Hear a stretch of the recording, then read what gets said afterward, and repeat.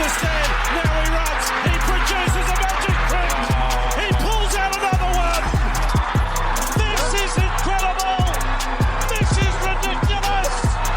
This is 15 out of 10 on the incredible meter. What a player. What an entertainer. Give him the medal.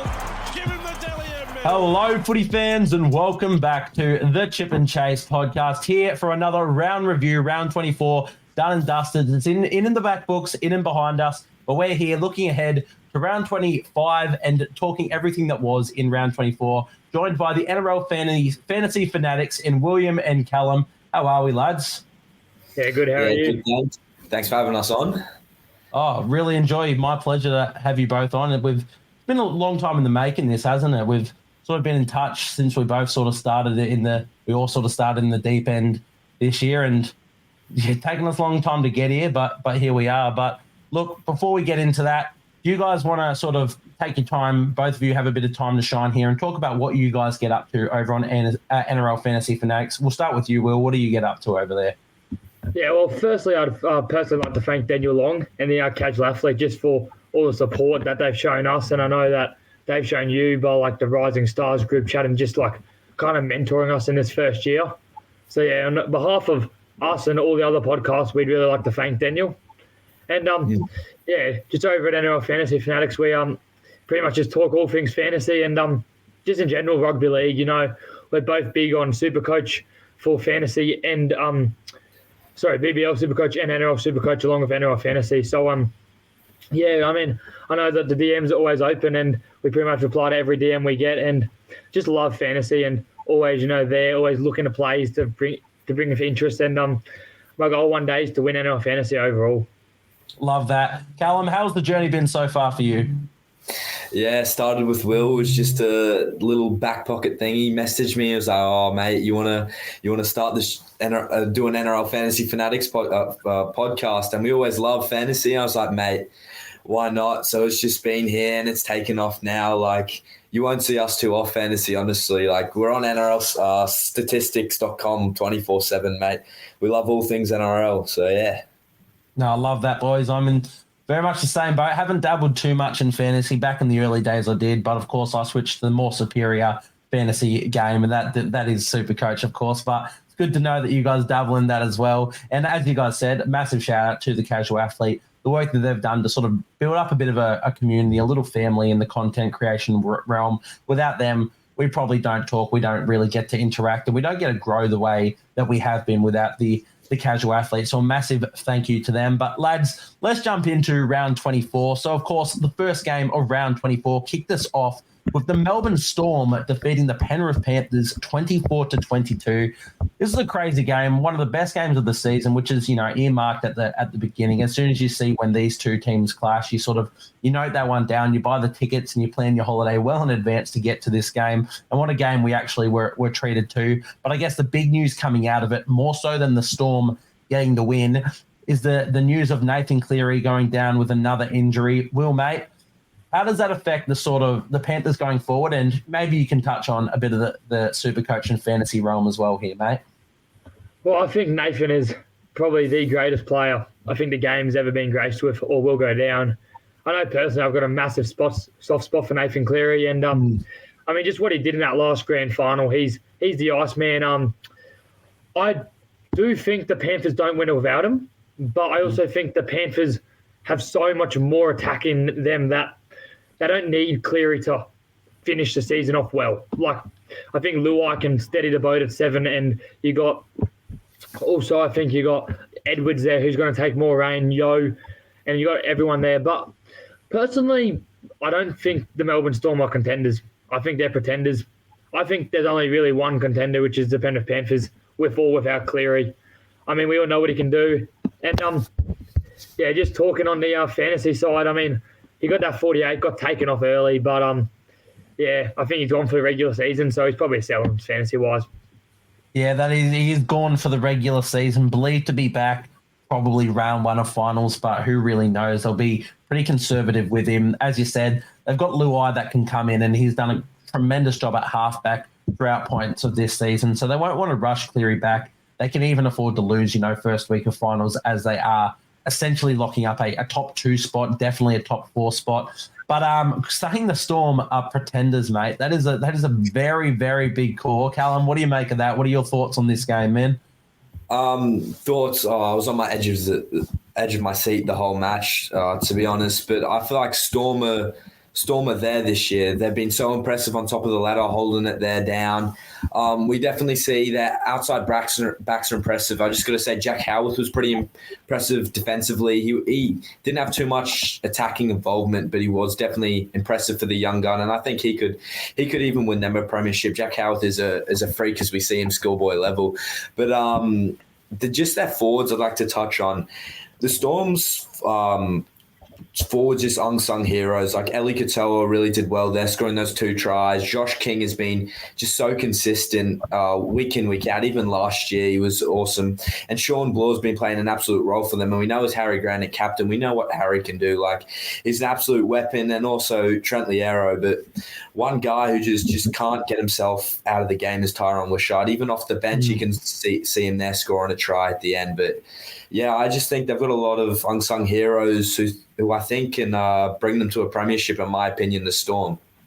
100%, mate. There's a few players that you mentioned there, starting with Jack Howarth. He's actually the very first note I've got on here other than the Nathan Cleary injury.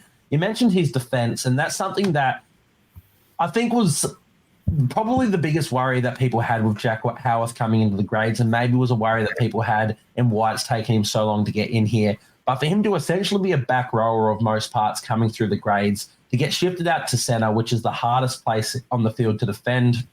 If you've played at footy and you've found yourself shifted out in the centres, you're dreading it no matter what position you've come from to do it. It's just one of those ones where every decision you make is really integral to your team surviving in defence. And he's come in and he's been phenomenal in that area, which is something that they very much need. It's in so much sense that the Panthers just kept attacking down Nick Meaney's edge. They did not want to go down that Jack Howarth edge. And sure, that's probably because you can attribute the Cleary factor as well. But I thought Jack Howarth, his defense is incredible, but for someone of his size, he moves so well as well, has really good late footwork. He's so strong in contact, really hard to really get down to the ground in first contact. I thought he was really, really good in this one. And you can really see why he was a player earmarked for the future. But he also mentioned there Trent Liero. I think his role this season for such a young age has been incredible, and there's a reason he was called up to the Queensland side so early, just to get that experience. He's going to be a gun of the future, Trent Liero, and someone that they needed in that lock forward role. Obviously, Josh King sort of being in that role in the previous few seasons. He just goes in there, does his work, makes his tackles, does his hit-ups. But Trent Liero brings a bit more to their attack, and that's just so terrifying when you've got a spine of Ryan Papenhuyzen, Cameron Munster, Jerome Hughes, and Harry Grant. So I definitely think the Storm can go all the way. I think, you can say, it's a 2-point win and Panthers played the last 15, 20 minutes without Nathan Cleary. Sure, but I don't know. I think this Storm team has it. To be honest, I haven't been overly convinced by either of these two teams this year. I think they've got a lot of scrappy wins and a lot of tight losses that they probably shouldn't lose. But the thing is, they're so far ahead of the rest of the competition despite that, which is why, I don't know, I do think these two are favourites. I think, substantially over maybe the Roosters in third place. But I still wouldn't rule anyone out. I think Panthers are probably still my favourites, but after this game from the Storm, I think they're right up there. And the last man I wanted to mention, Tyrone Wishart, you said him off the bench. God, another team has to be snatching at his heels because he's playing some fantastic footy, and he plays too well to be coming off that bench, doesn't he, Will? Yeah, he does. I know for me, fantasy-wise, he was an absolute killer not owning him. But, you saw just that dummy and score the try. He was unreal. He's been kind of their Mr. Fix-It for years on years now, and he's kind of really started to show why they persisted with him so much. And I think he's kind of like the Nico Hines, where he needs to leave the Storm if he wants to get a spot, because I'm talking about Harry Grant, probably the best hooker in the game. Jerome Hughes, one of the best sevens. Munster, one of the best sixes in the game. There's not really a spot for Wishart unless he turns into a smaller bodied 13. But as you said, Trent Liero's playing very well there. I know personally, as a Tigers fan, we would love to have him over at the Tigers. and would do anything for him. But I do think that he's the one player that can win it for the Storm. I know it's, again, a massive shout considering all the players they've got, but I just think he's a player that goes under the radar, so quick, always there in support from what I've seen, just works very hard, really good in defence for a halfback, and I think he's going to play a vital role if they have to win it. 100%, mate. I mean, we look back to finals last year when they were without, was it Munster in finals or either Munster or Hughes in finals, and he stepped up in those big games, and he was incredible last season, played a massive role for them this season. I'd love to, if I was any other club in the NRL, I'd be snatching at his heels. We talked about it a lot in the last couple of podcasts, talking to Bergs and whatnot, and Joey. I really think the Dragons would do great for signing him. Kyle Flanagan, when they brought him to the club, he wasn't meant to be their 5'8". He was meant to be a backup hooker, and Ronald Volkman from the Warriors was meant to be that 5'8". And then that whole injury and saga went down.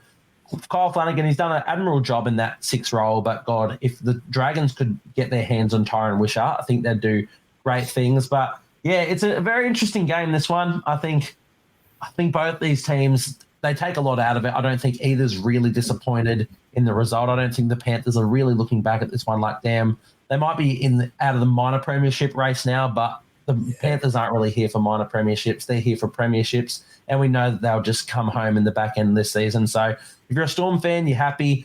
If you're a Panthers fan, you're not too worried, to be honest. The only thing is the Nathan Cleary injury, but if he's coming back for finals, you hedge your bets. You're going to get a few games there. Lastly, the last thing I wanted to touch on for it, do we think Panthers have the luxury of resting players at this point of the season, especially if you're NRL and Supercoach player? Are these players going to get rested? We'll start with you. Well, personally, I don't think they will, because I know after Origin they rested Yo for around 20, and there was a lot of chat around the fantasy players being like, because Yo's usually been rested around 19 and played around 20. On top of that, they rested Luai and Edwards, and they kind of already had that round 20 bye. So I think that now they will play him, especially with Cleary out. I don't think they'll win the minor premiership, but I think they'll want to try and get these guys as much football in their legs as they can. And for one reason, I don't think you can rule the Panthers out, just off topic a bit, but it's because I was going back to the Broncos game in the finals. Their comeback was unreal. Then you go back to that Eels game, and their comeback was unreal. I think that this team, it's just they fight till the death, and that's the one thing that we don't see enough in the NRL, I think. 100%, mate. They're definitely the team to beat. You cannot really get lazy around them at any point, because they can really come back to bite you. Callum, mate, are they your tip to win the premiership? Definitely up there. It'd either be these two teams, in my opinion. Roosters have a strong side, but I just don't see him winning it. But if Panthers are going to win it, in my opinion, I feel like Leota and Fisher-Harris and Yo need to find that combination like they did last year, running up into that final series and grand final. How strong that forward pack is was just ridiculous. It was an unfair advantage over any other team that they had. Like, when you have Moses, Fisher-Harris running up the ball like they did in set plays like that, it just sets up Cleary at the back to do anything he wants. It puts the defense. They're absolutely knackered, and it just gives Cleary and that spine, that option there to do whatever they want. But really, I think Penrith, a 50-50 between these teams, in my opinion. I can definitely see the Storm doing it. If Hughes keeps controlling his men like this, yeah, definitely. 100%. But I guess that one sort of wraps us up for that Thursday game. Moves us into the next game. Not keen to talk about this one. The Manly Warringah Seagulls defeating my New Zealand Warriors 24-10. I'll start on this one, I guess. Look, I'm not overly disappointed. I mean, at this point of the season, I can't be too hurt. We're copping losses. I think at this point, all I want to do is send Sean Johnson out on a high. This wasn't how we got it, but it's a result that I'm decently happy with. We were right in that game up until that second half. When that rain sort of started to pour, we dropped everything that we could, every ball, every time that we got into attacking opportunity. The Warriors really just didn't execute. Thought Sean Johnson had a really good first half and really, created space. And then the second half, he just, had a really, really poor second half. My apologies. But look, it's a tough one. Manly, I think they're very much a dark horse in this competition. The way that they attack at their own end and their defense in this one was the only big question mark I had on the side. I think they really flexed their premiership muscle in this one. Do you reckon they're a chance, Callum? What do you think? Yeah, I do. I really like how impressive the outside backs was. Like how deadly they were. Like Ruben Garrick, he was awesome. All going in for tries. Like Jason Saab, Tommy Turbo's finding his way, and the young gun Leo Hapawadi, he was also good. Cherry Evans' experience. I definitely think they can run him into the back end of this year for grand final hopes or maybe winning the premiership. I just think DCE is the main man on that side, and that team knows that DCE will run them to a final, and he's calling everything now. So Tommy Turbo's, I think, is just listening under DCE's ear and just ready to bite. And I think big end, Tommy Turbo's going to prove something, and it will be a massive impact in their run home, in my opinion. 100%, mate. I mean, a lot hinges on Tommy Turbo being healthy, but I think the most hinges on just Daly Cherry Evans leading this side around the pack. I think Luke Brooks this season has done a fantastic job in that second fiddle sort of role, but they've just got strike across the board, the Seagulls. I don't know really how you can defend them. When they're on, and you just can't. I thought a couple of weeks ago when we watched the Raiders take them on, I was like, all right, let's see if the Raiders can get them down into that dogfight and see if Manly's forward pack can go with them. But the thing with Manly, and maybe even the Dogs, I think at the moment, they don't actually really want to get into that. Their forward pack maybe isn't as strong on paper, but where they can attack you across the board and just start spreading across their back line, they can really just attack from anywhere. And their strength is in their outside backs, and how you stop them, I don't know. Do you have any answers for that one, Will? Yeah, well, personally, I think that I've got the two dark horse, and I think the only team to actually win the comp that can beat Panthers are the Sea Eagles and the Bulldogs, just because they got so many attacking weapons, and I don't think there is many ways to stop them. The only thing I would say is in the Panthers and the other team's favour is DC is more of a game-managing half than someone that cracks the game open. Like, you look at Hughes, his running game is unreal, while DC is more of a game manager, which I do think the Sea Eagles need, but I also think that there's many times that you see Cleary saying, all right, if you guys don't want to do it, I'll do it myself. I don't think DC has that X factor. And I think that there'll be a game where Turbo maybe does his hammy, to be honest, or has a bad game, or Garrick, another head knock. And, I think that it's just they're two of that team that's a bit flashy. Like, you look at Saab, he's good one week, shit another week. So, yeah, I do think that it starts with stopping their back line, but also neutralising their forward pack.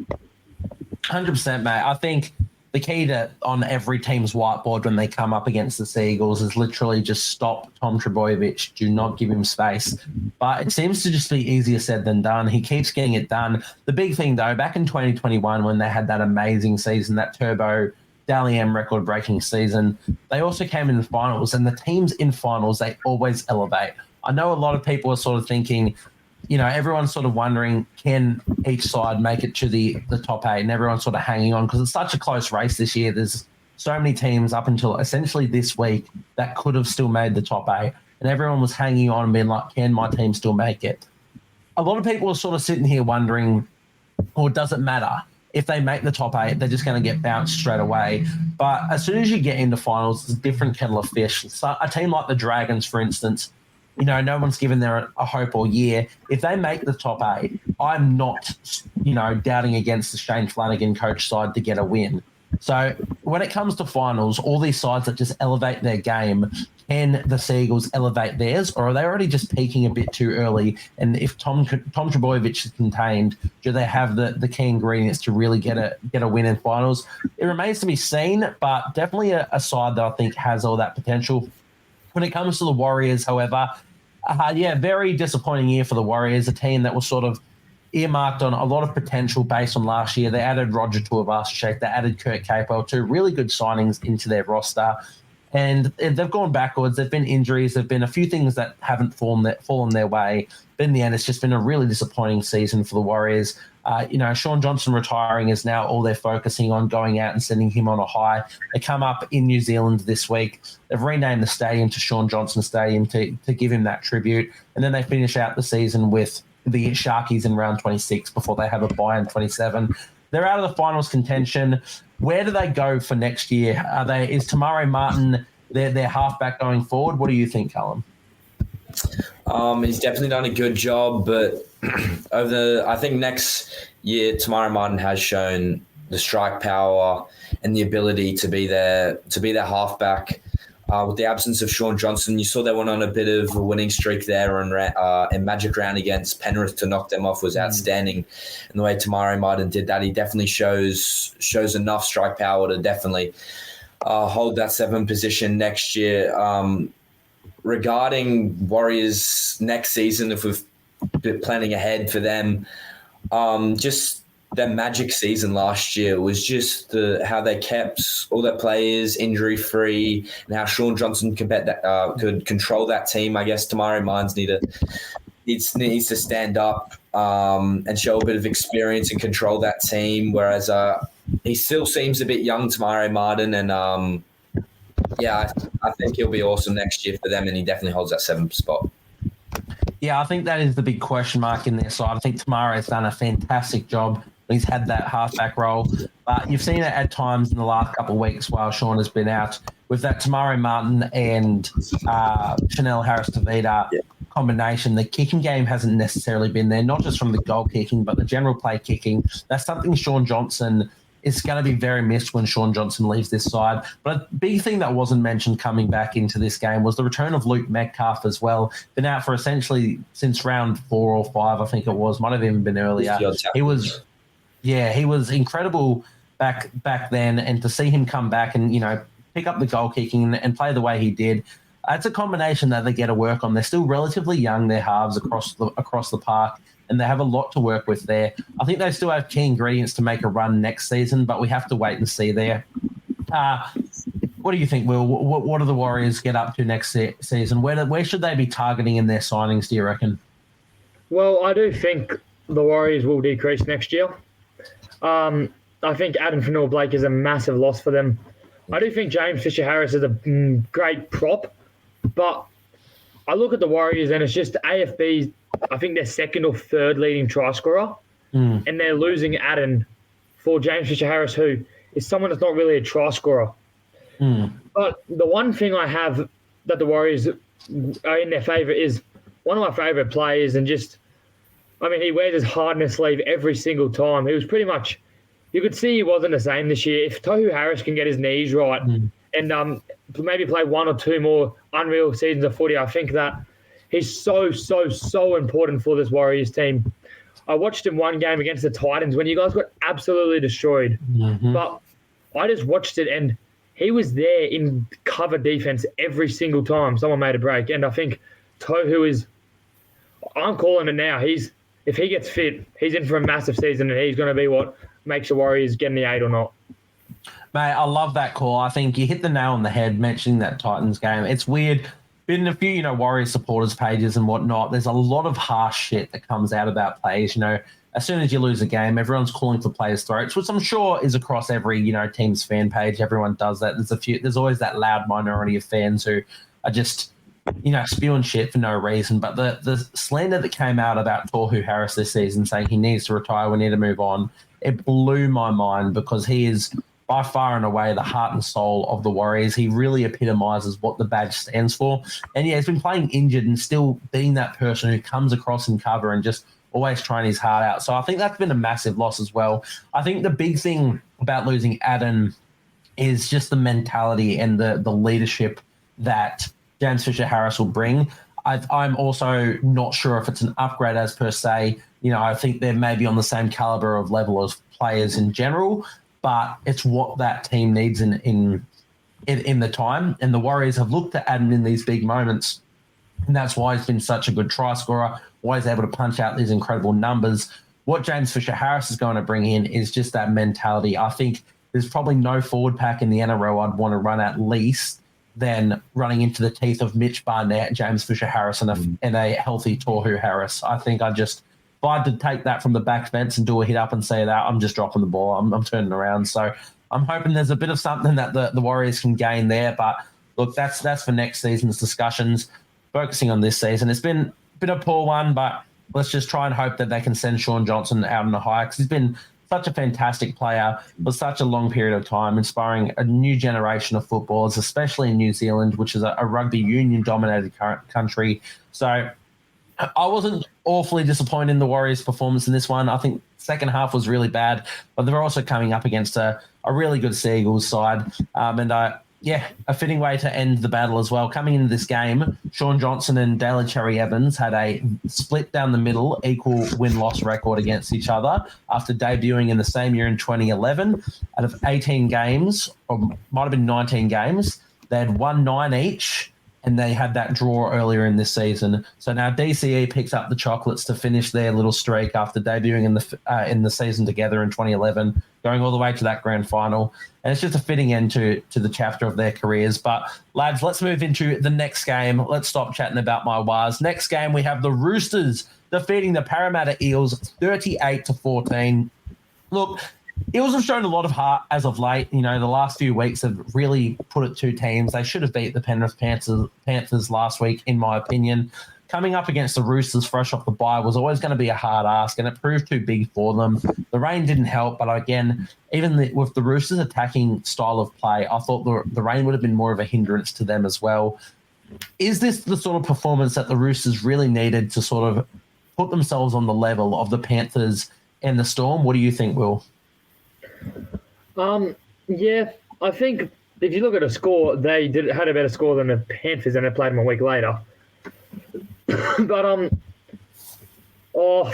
don't think so. I think their backline's too hit and miss. Like, I think you have Manu, Suoli'i, Tupu, and Walker and Young, who are all good players, but they either click together or none of them click. Along with their forward pack, I just don't think they have the props or the lock that really just runs the ball up and runs it hard. And I don't rate Brandon Smith as the hooker either. So there's a lot of things. I mean, I think that Gus Crichton combination with Tedesco is forming is really good. And I'd have them as probably my fifth team to win the premiership this year, or like my fifth pick. Fifth, who are your top four? Well, I'd have Panthers first, Dogs second, Storm third, Eagles fourth. Wow, okay. That's a big call. That's a massive, massive call from Will here. What do you think, Callum?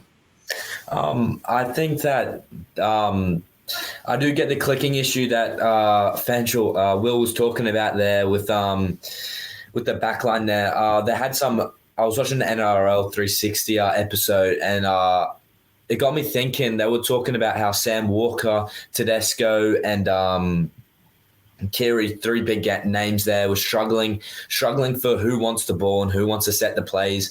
We see sides like Manly have that game managing half, like they know who's setting the tone, and it's DCE. Whereas this side had some struggles early in the season, but I think they've figured out these issues, and they know that it's going to be either James Tedesco, Sam Walker calling it now, and hopefully they don't get that muddled up, because that was a big issue that I saw through the middle of the season. But the attacking, just Tedesco, Tupou with the experience, Suoli'i's young, he wants to finish off with the premiership.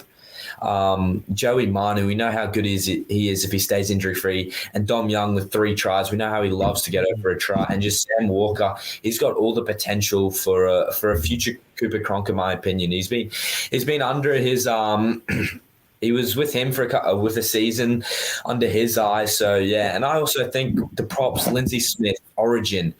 I don't know what Will was talking about with who can't run the ball up hard, but God, Lindsay Collins can run a hard ball. Spencer Lenu as well, if he plays off the bench or starts. Angus Crichton, Connor Watson, we saw how good he was for New South Wales, and he's still been good here. We know how many tackles he can make. Victor Radley, Victor the Inflictor, Tupanua, and the guy who's been at it all season, Terrell May. That forward pack and back line, wow, they can win a premiership, in my opinion. A bit of divide in the Fantasy Fanatics group here. A bit of two differing opinions. Now, look, we have it a lot. Yeah, I love it. No, that's good. You want to have those sort of differing opinions. I personally do think the Roosters can do it. I don't think they've shown enough. I think they've shown too much inconsistency than those sort of top sides have shown.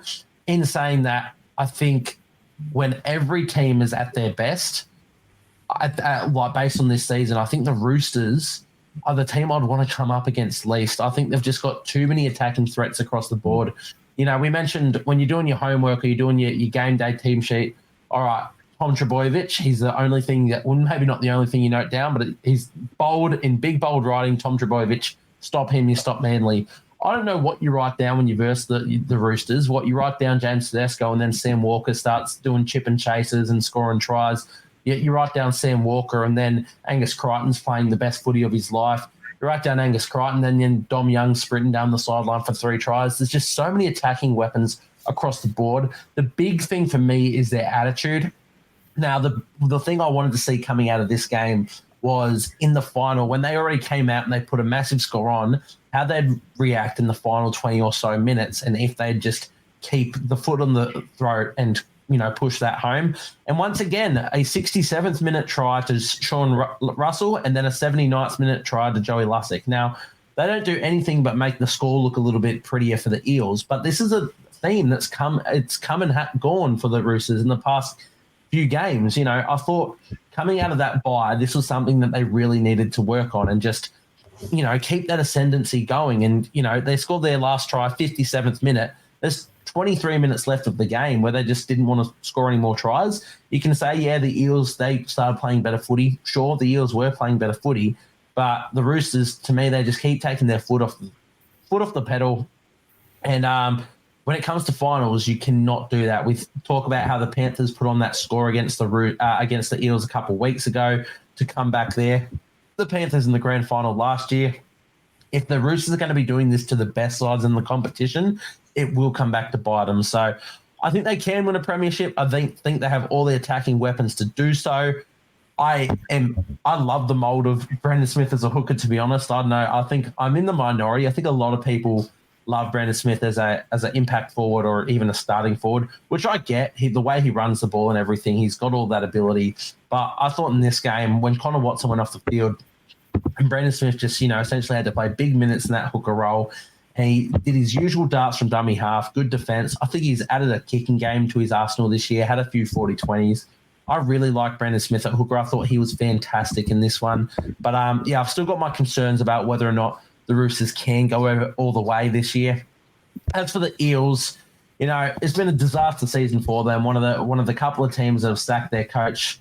Looking forward to next year, into Jason Riles. He's told a few players, I'll be on high alert, you might be out. Essentially told some of the coaching staff and the higher-ups as well that there's going to be a clean-out there.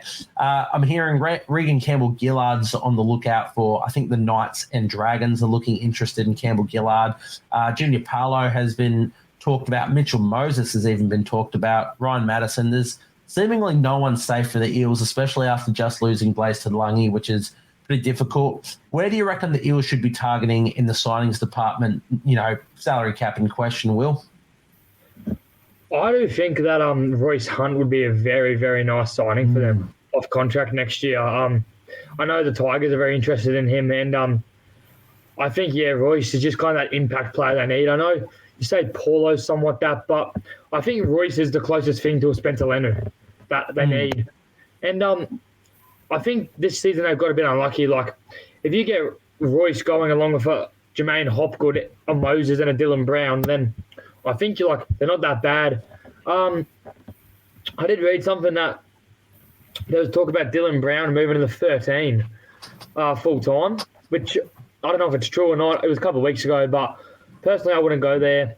If I was looking to sign someone, I don't think there's really many players out there that you're looking to sign, and I think personally keeping Madison and Mitch Moses is the best thing that the Eels can do. I think you might be right, mate. Like, it all comes down to who's actually available on the market and if there are better replacements. Now, I think Madison and Lane and Regan Campbell-Gillard, essentially all the Eels players except your Mitch Moses and Clint Gutherson, maybe Will Penasini, I think they've all had really down years. But they're quality players. We know there's a team that made a grand final, 2-3 years ago. It's not that different. The side is not all that different to the team that made the grand final. I think if Jason Riles can come in from a winning formula, he's been involved with the Roosters, been involved with the Storm, he's been around wins. Even as a player, he's been around, winning premierships. He's in that business. If he can come in here and keep this majority same roster and just kick them into shape and get them their attitude back on track, I think this is a dangerous side. I still had the Eels, from the beginning of this year as a team that'd be around that 8th position. So to me, they were still around that top 8 side. Now, it's been a disaster year. I haven't agreed with some of the methods that have happened. I don't agree with the Brad Arthur sacking, especially when you'd already earmarked his young fella, Matt Arthur, as the hooker going forward for your club. And then you sack his dad, you piss off the son, he leaves, and you lose Blaise Lange. It's been a disaster season for the Eels. But I think there's enough ingredients there to really cook something up for next season. So, yeah, look, another disappointing loss. The big one that we talk about now, which we'll get to with the Tigers game, but the Tigers getting a dub puts them on this, I believe, the same wins and losses as the Eels going forward, which means round 27 will be the Eels taking on the Tigers themselves, and the winner of that, barring any wins from here, will decide who gets the wooden spoon. So the Eels, they were 1 win clear, and now they're sweating bullets. So scary stuff to see there. But, mate, let's move into the next game. We have the Bulldogs defeating the Dolphins 30-10. Another comprehensive victory from the Bulldogs. I finally tipped them right, which is something I've struggled with all season, seemingly never getting this team right. I keep doubting them, and when I don't doubt them, they perform poorly. But here they are, putting on another great win against a Dolphins side who has not been a pushover all season, and they were right up in this game essentially the entire way through until that last 15, 20 minutes, in my opinion, the Dolphins. So, yeah, guys, what do we think of the Bulldogs? I'll start with you, Callum. Oh, I think the Bulldogs, there's so many finals contenders this year. The finals have evened out a bit this year, in my opinion, and anyone really can win it. But the Bulldogs, I think they're awesome. I think they're a bit like the Storm. They have big names in their side, but I feel like they have a few unsung heroes. I feel like Jacob Carraz, he's going to be looking for a contract upgrade soon, because how much work he's been doing out of there, and I think he's got the most run meters, him or Dylan Edwards, or most tackle breaks or something like that out of their own end. Like, their backs are so good out of their own end and really help those forwards. And get Sam Hughes, he does a bit of work. He's an impact player, but they just get him out of their own half. And how good their second rowers are. Like, we saw Jacob Preston getting injured, and now he's back again.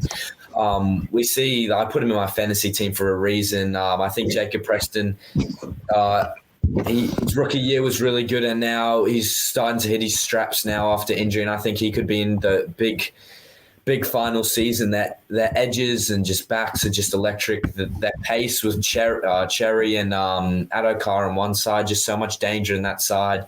But guys like Reed Marnie making a lot of tackles but missing some. They've just got a lot of ticker this side, in my opinion. They've finally figured out Toby Sexton in that 7, which earlier in the season I was definitely like, they need to give it to Sexton. There's not much going on there. And Burden, I think, as well, very good at controlling that side.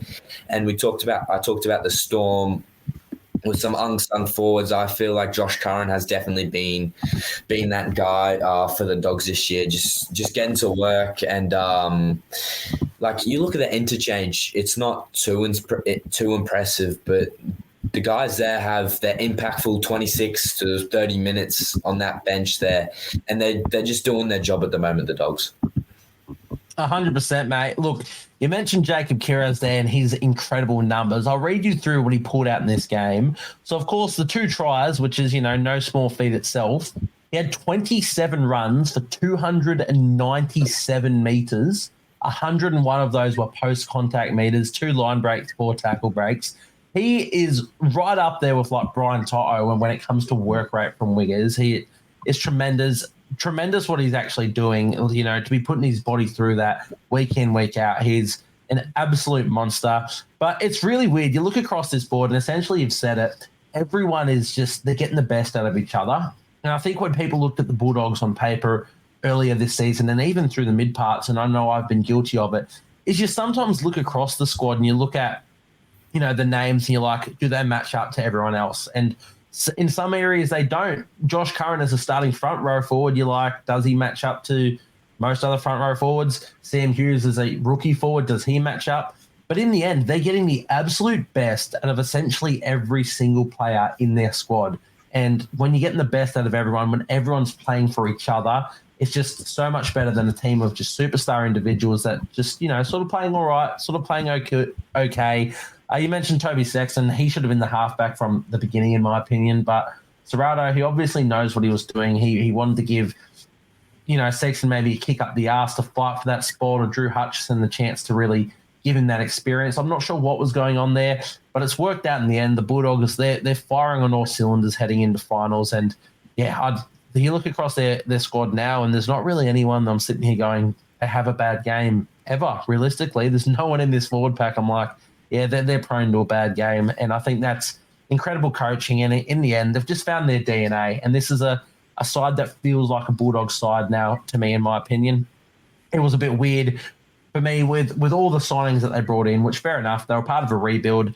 But to me, it was just signing all these Panthers players and signing all these big-name players. And I'm like, yeah, but how are they going to perform? We've seen the Tigers do it respectfully, signing a lot of these really good players in, but without that DNA, can they really push on? The Bulldogs, they've got around that, and they really have that DNA. Now, another thing that was headlined in this game, the foot race between Josh Adokar and Hamiso Tabuai-Fidow. Mate, yeah. Will, I'll pass it over to you. How good was that?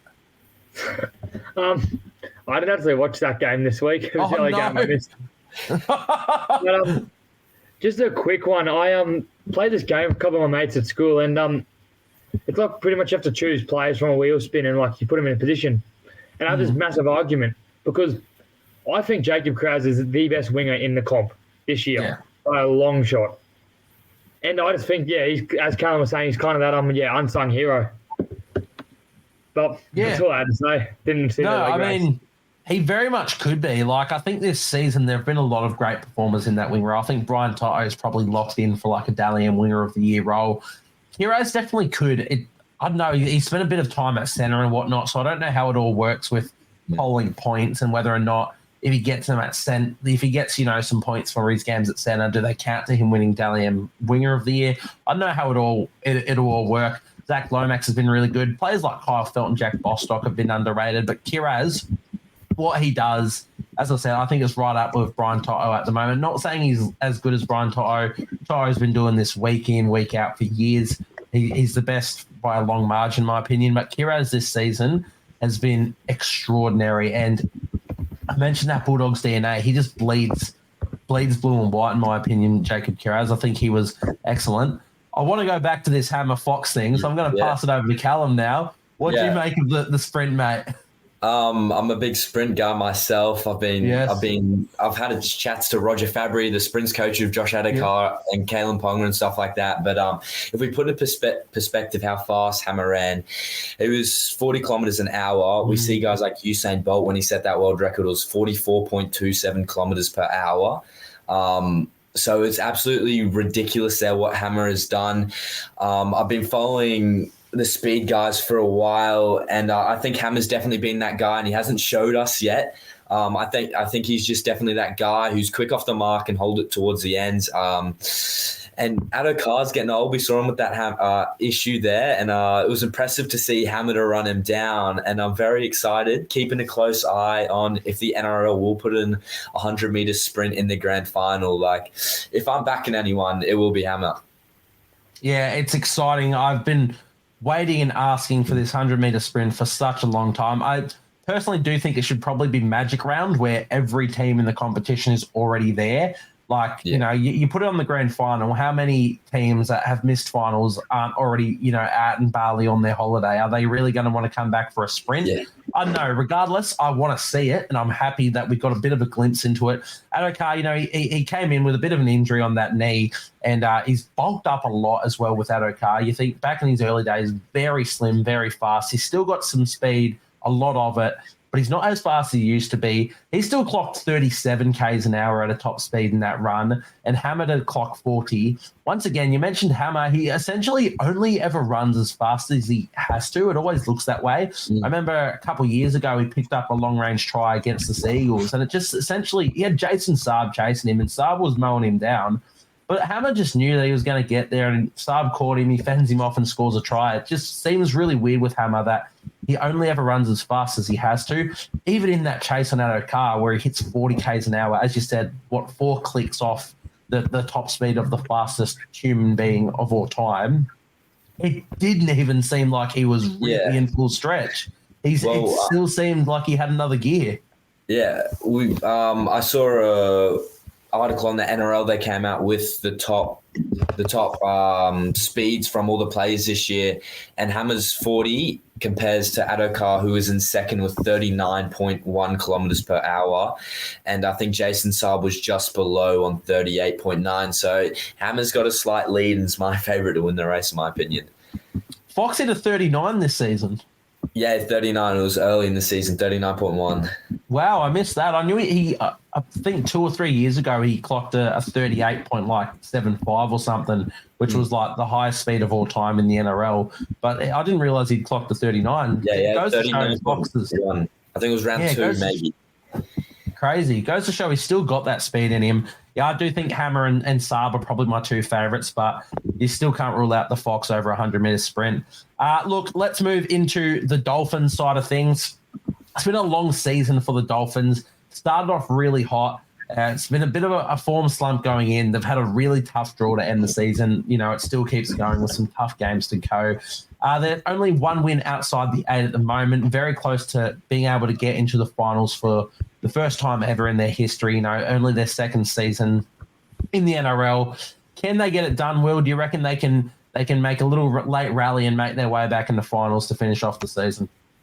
Yeah, well, I was talking to my brother about this morning, and I think the 8's pretty much set. The Dragons got a game on pretty much every team, and they've got the Eels coming up, and the Sharks and the Raiders. So, I mean, they don't have a really easy draw. So, no, I do not think they'll get in the 8. But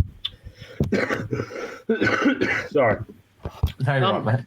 Yeah, they got a really nice team. The Dolphins, I think, again, a lot of unsung heroes in here, and Herbie's had an unreal season, along with Max Plaff out there, and when they're full strength, you know, you got Jeremy Marshall-King, and someone who I think is playing unreal is Isaiah Katoa.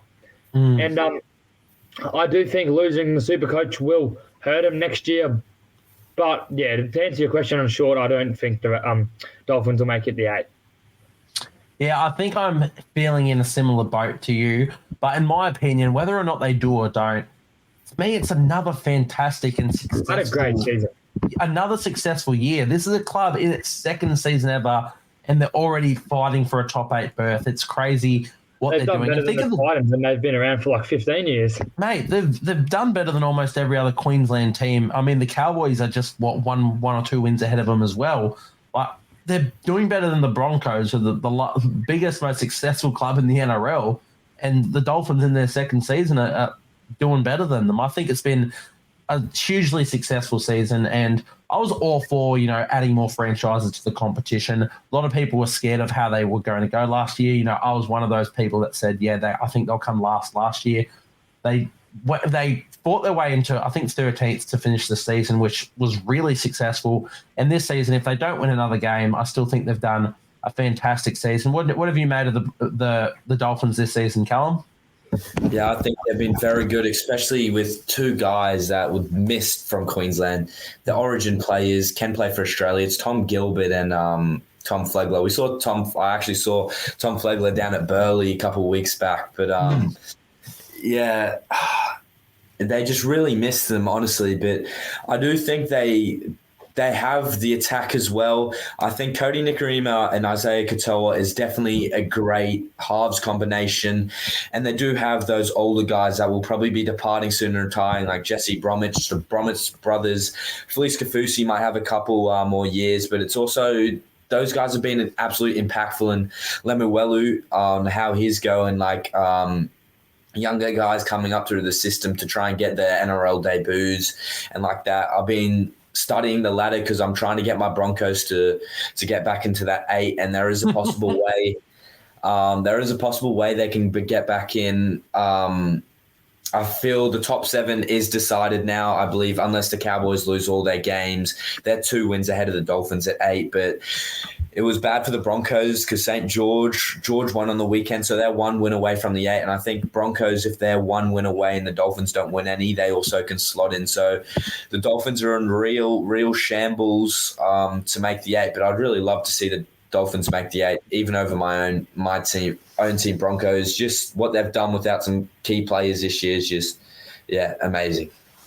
For me, they're essentially my second team for this season, at least in these early parts. I just want to see new franchises be successful. So at the moment, they're my second team. Now, I'd love to see them sneak in. I also don't think they will, but one can dream, I suppose. At the moment, I do think our top 8 essentially is set. I think, what is it at the moment? Is it Dragons currently in 9th or 8th? Yeah. 8. 9. Yeah, so Dragons are up in 8th and Dolphins are in 9th. Yeah, so there's the whole one win separating the two teams. Both teams have finished all their buys. Dragons have an easier draw to come, but they're also a pretty inconsistent football side. Broncos can fight their way in if they win. Knights can fight their way in with a few easy games to come, or easy in quotation marks. There's no such thing as an easy game in the NRL. But I do think the top 8 is essentially set at this point. Regardless, as I said, really great year for the Dolphins. And shout out Cody Nikorima, who you mentioned, playing his 200th NRL game over the weekend as well. So fantastic achievement to notch up 200 games in the NRL, and shout out to him. Lads, let's move in to the next game. The North Queensland Cowboys defeating the Canberra Raiders 42-4. Look, the Cowboys, they really came back from their embarrassing loss to the Broncos the week prior to put on this score. It's exactly what they needed. The thing is, they probably left a few points out there as well. They scored their last try in the 58th minute, and then no points were done for the next 22 minutes of the game. They just sort of not threw in the towel, but caught it there. They took Scott Drinkwater off the field early just to say, look, we've got it wrapped up. We don't want to risk our stars. But what a game from them. Valentine Holmes coming up with 3 integral tries. Had a really poor game last week, matching up against Katoni Staggs, and just got absolutely decimated in that game. So it was really good after the whole contract situation and him announcing his departure to the St. George Illawarra Dragons for 2025 season. And after that poor game, it was really important that he came out and had a good game. And what a game he had, Will. Oh, yeah. I mean, he's in my fantasy team as a massive pot of mine. And I was just looking here. If you're a gambling man and you took the Valentine Holmes for like over 10 points, you would have been fucking fuming. It would have been like, could have taken the over 24 points and you would be loading it. But, yeah, great game from Valentine. And I have to say, holy shit. Jake Clifford looked like prime Jonathan Thurston. He was running the ball like 197 metres from a halfback is insane. He looked unreal, and yeah.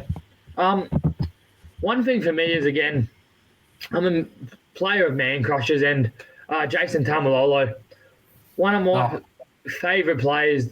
Love watching him, and I do still think Jason has a part to play in this final series if the Cowboys are to make it. I think there's no doubt about it. We all know what Jason can do. He's an unreal player. Probably been, I would say, one of the best locks ever to play this game. And if Jason can get firing with this time off, I think the Cowboys could be a repeat of 2015.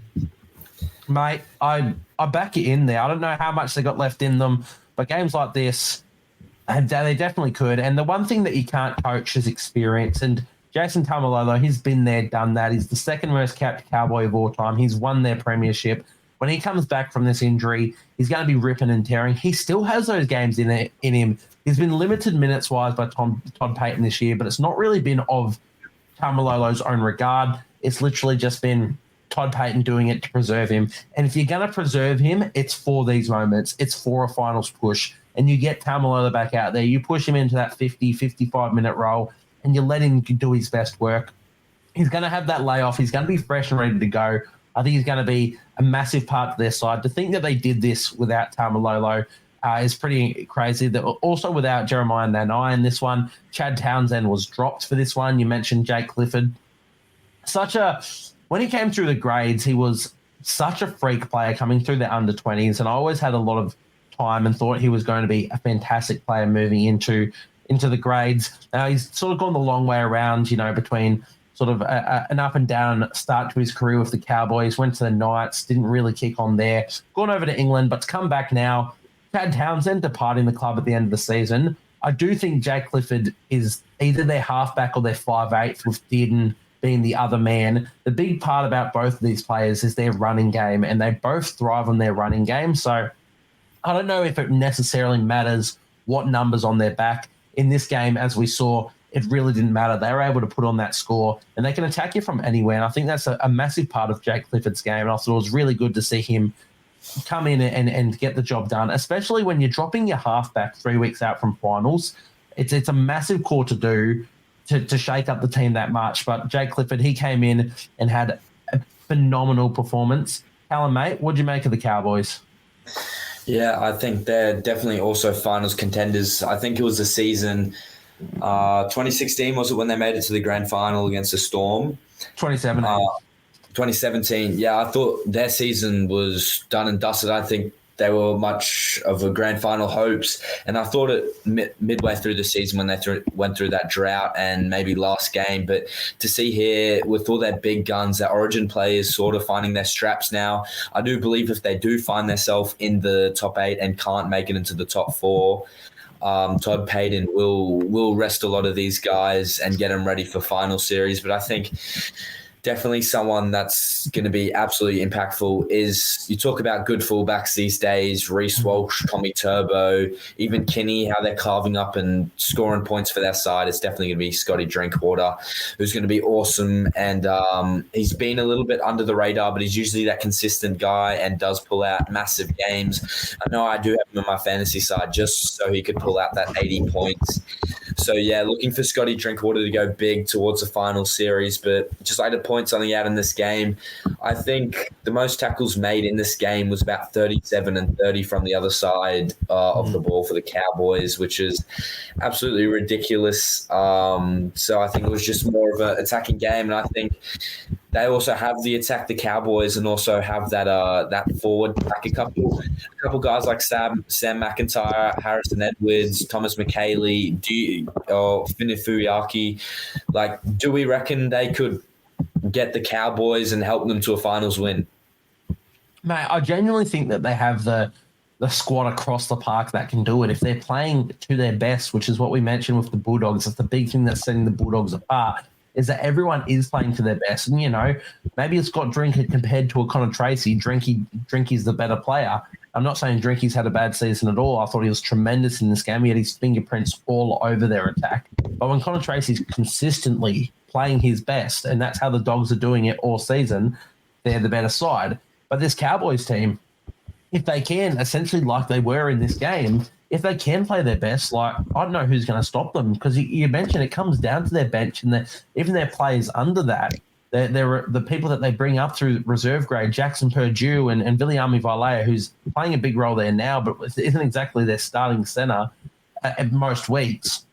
Whenever they're bringing these guys in, they're having massive roles. Finifuyaki, when he starts at second row, he's an absolute gun off to the Dolphins next year, and they've picked themselves up a handy one there. So I genuinely think the Cowboys, they can make a very good push. The one thing that's really concerned me about them has always been sort of their defense, and they really can just have a week where they just don't want to be there, which was not even necessarily all of last week against the Broncos. It was essentially just that second half where they just didn't come out of the sheds. I can't really put my finger on why. You know, they had a lot to play for with the Carl Webb medal and whatnot, but they just didn't want to be there. But this one, they really came out and showed their authority, got a comprehensive win over the Raiders, which, you know, in fairness, the Raiders didn't really fire much of a shot. But in the end, you can only play what's in front of you, and the Cowboys did that. They did that to great effect. They're a team I'd be worried about coming into finals, especially if you mentioned that 2017 run. They came in, I believe, 8th that season and made it all the way to the grand final off the back of, a Michael Morgan fantastic season. They did that season without JT, with him being injured for the season, and Michael Morgan just willed them to a grand final appearance against the Storm. Why can't that be like a Scott Drinkwater this season? Why can't he just go on this incredible tear and get them all the way to the grand final? So I'm definitely not ruling them out. I think they've got the squad in them. But let's move over to the Raiders a bit. Look, they're another team that was very much expected to come right down the bottom of the ladder this season with the departure of Jack White and then who would step up into that. They had Ethan Strange step up, and he's been incredible in that 5/8 role. Moved out into the centres in this one to let Adam Cook play at 5/8. But in my opinion, again, I'd say it's a decent season for the Raiders. Will, what did you make of the Raiders this season? Yeah, they've been all right. I do think there's been a couple of low seasons, like Matt Tomoko has played nowhere near as good at all this year. I agree. And going on, I think, they struggled with Jamal Fogarty out for that middle part of the season, but I do think Ethan Strange has a massive future at 5'8". I think he'll go absolutely ham in a couple of years. Going down, I think Josh Papali'i, he's getting old. I do think it is a big loss for them when he retires. But some player they really missed who would look like really their only real threat was Zach Hosking, who was unreal at the start of the season. And just one guy is probably our favourite player right now, Tommy Starling. Absolute gun. I mean, he's played unreal since coming in that starting spot for Danny Levi. And I think that he holds the key to the Raiders unlocking their full potential next year. 100%, mate. I think there's a lot of things for the Raiders that can fall into place. And in the end, they're a lot closer now without really any key signings coming in. I think they're a lot closer to being a top 8 side than they were at the beginning of this season when everyone thought they were so far away. Nothing's really changed, but players have stepped up. You know, they've had players like Jordan Rapana just play gritty and tough, and they're looking to maybe he's going to go on one more season with them, or I think he's got an offer over in England for 2 seasons. So hopefully they can hold on to a Rapana for his experience and his veteran leadership and just the stuff that Rapana does. You can't coach. It's just will, it's effort, it's determination. He bleeds for that side. Ethan Strange, another season under his belt, he'll be insane. The other thing we got to mention is Chevy Stewart, who's earmarked through the grades for a long time as their upcoming fullback. He's got a bit of game time this year. He's got a taste of NRL. He's gone back and he's done his stuff, and the Raiders New South Wales Cup team have been fantastic, as has their SG ball side, I believe it is. They're doing really good things in the lower grades. So I think they can really catapult them all up into the grades and work through that. We know their forward pack's good. It's one of the best in the competition. It's been across the sort of backs that they have been not necessarily lacking, but haven't been performing. You mentioned Matt Timoko, one of the best centers on his day, but as you said, he has been quite quiet this season. I think he's had a couple good games at the start, but I really haven't noticed him in games for a long, long time. Sebastian Chris, I thought, has been pretty average this season as well. So they've got a lot to sort of work on there. As we said, Ethan Strange sort of went out into the centres in this one. I think he has a future at centre, but for me, he's still their 5'8" going forward. If it's not him, I think Mitch Henderson from New South Wales Cup / SG Ball should get a shot if they really want to move Strange into the centres. I don't think Adam Cook and Jamal Fogarty are too like for like. I think Adam Cook's a great player, but to me, there's not enough variety with those two in the halves. That's the best thing about Fogarty is he's such a game, management halfback that you can have someone like Ethan Strange and just run the ball. So it's interesting to see what they sort of do next season.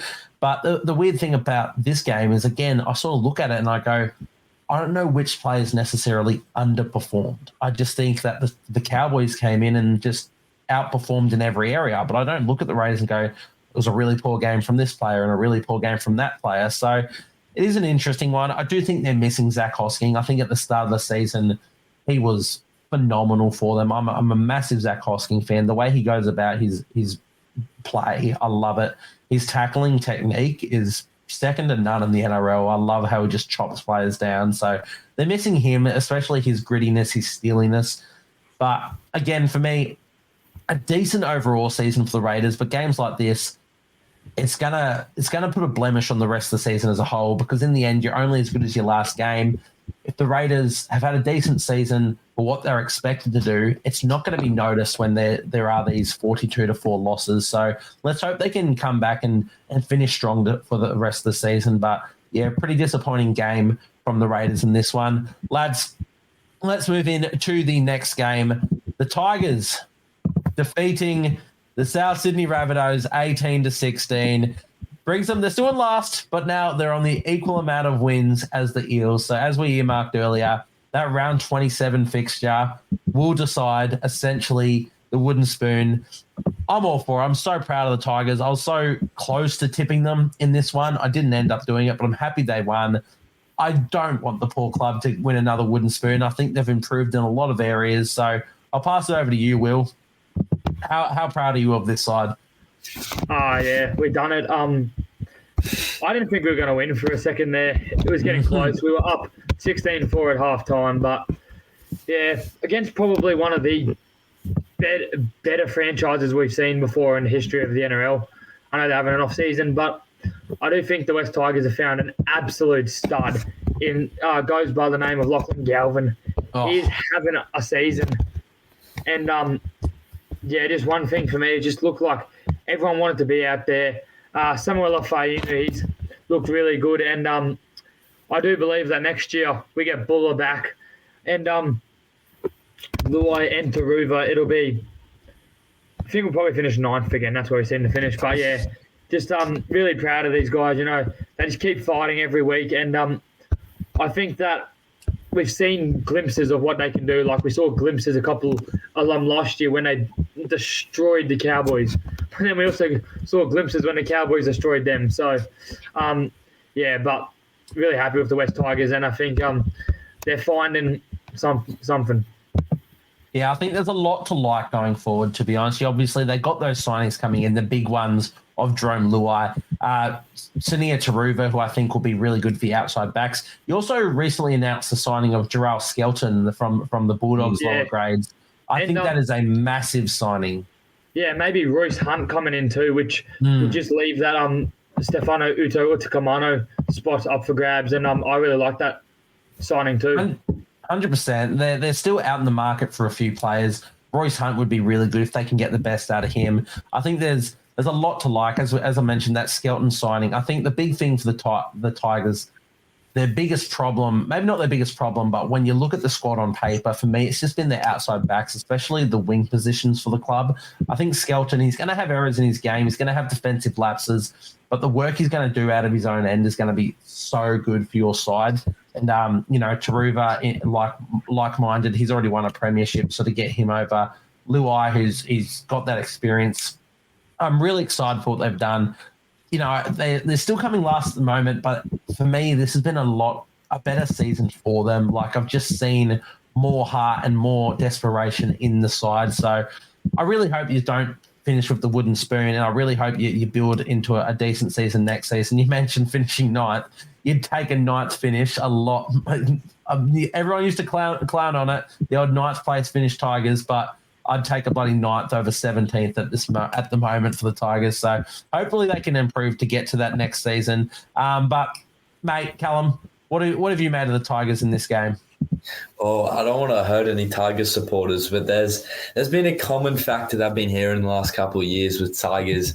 They always come out at the end of the season, there's hope in the club, they've got signings, and they always find their way to sit down the bottom of the ladder. I don't want to hurt any Tigers supporters, but yeah, I do see a bit of hope, but I just hope it's not that repeat. It's the same. I remember watching that documentary, like, there's hope for the Tigers. They're back at the bottom again.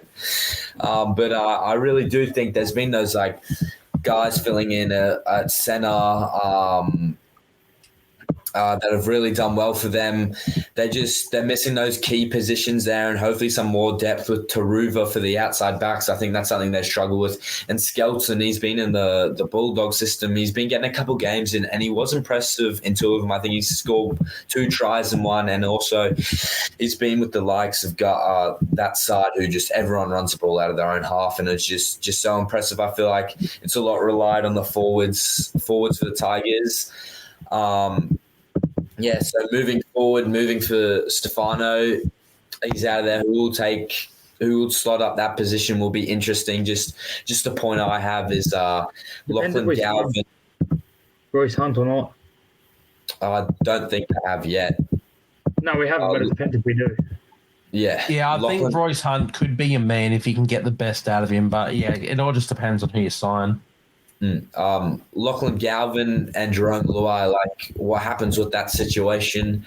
In my opinion, I think it's an off season when you maybe teach the young buck how to control the side at halfback, and he could look forward to maybe be that long-term halfback like DCE has been for Manly. What do you boys think? I'll let you answer first, Will. I think that Luai proved himself at 7, that they'll just keep Galvin at 6 and go Luai to 7. I think Galvin's got a really nice offloading game along with a really good running game. And, I think that's really nice for him. I actually do like the fact that we're losing Isaiah Papali'i. Just hasn't really hit his straps since coming from the Eels. And I think Alex Seyfarth is someone I rate really, really highly. He got mongrel about him. He loves it. But Alex Twall, he's been one of my favourite players for as long as I could remember. And if he fills in our prop position, I think we'd be more than fine. Probably the player that misses the least amount of tackles in the comp, and he wears his heart on his sleeve. Yeah, there's a few things there.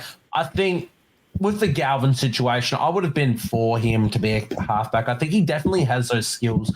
The way he goes eyes up footy, I think there's no one else like him, maybe just Sam Walker in the competition, who just plays what they see. It's not so much structured, kick the corner on 5th sec. It's not play to a game plan, but it's play what you see in front of him. And for him to be doing that at 18, 19 years old is actually ridiculous. Like, if you guys play footy, having a half that can get you around the park, but just, identify that sort of stuff and call the shots, it's insane. It's not just what you see on the screen. If you've never played the game, to be out there and have that player who's not only sitting there looking at the squad, looking at the team and analysing defence, but he's then looking at his players and organising, calling you this, calling you that, and then to be doing it at his age and firing shots, I definitely think he has the potential to be a halfback. I'm not sure if he, at the moment, has like a fantastic kicking game. I don't think he's an Adam Reynolds or Jamal Fogarty level kicker.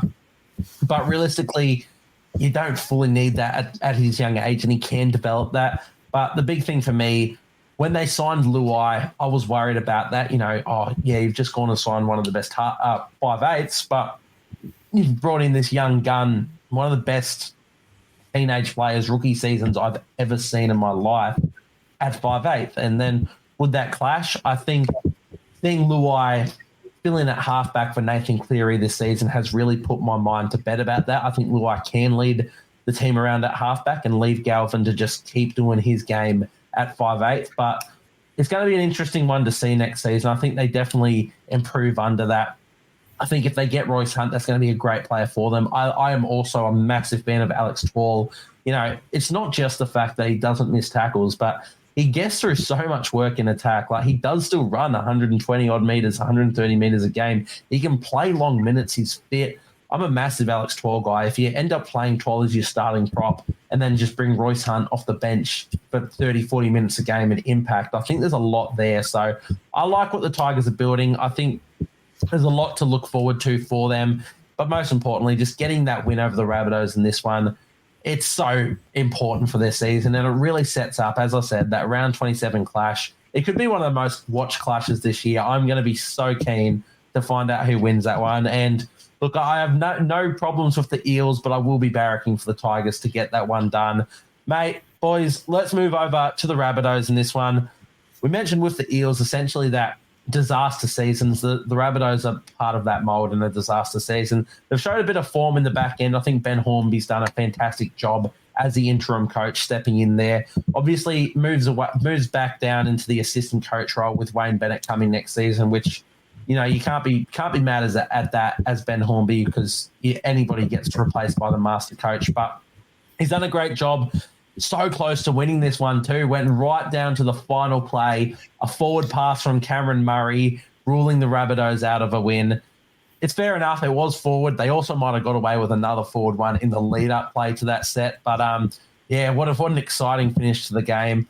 I think Rabbitohs, look, they've still got a lot to like for next season. Players coming back. It's not just the Latrell stuff and injury and being in the media and all that crap.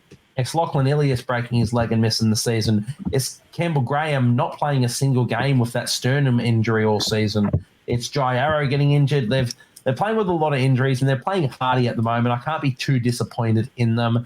It's probably a game they should have won, but in the end, when the Tigers turn out and the Tigers Campbelltown faithful turn up in droves to support their team, and they're such a vocal fan base, I mean, it's hard to get over a team when that happens. So I don't hold it against the Rabbitohs for this one.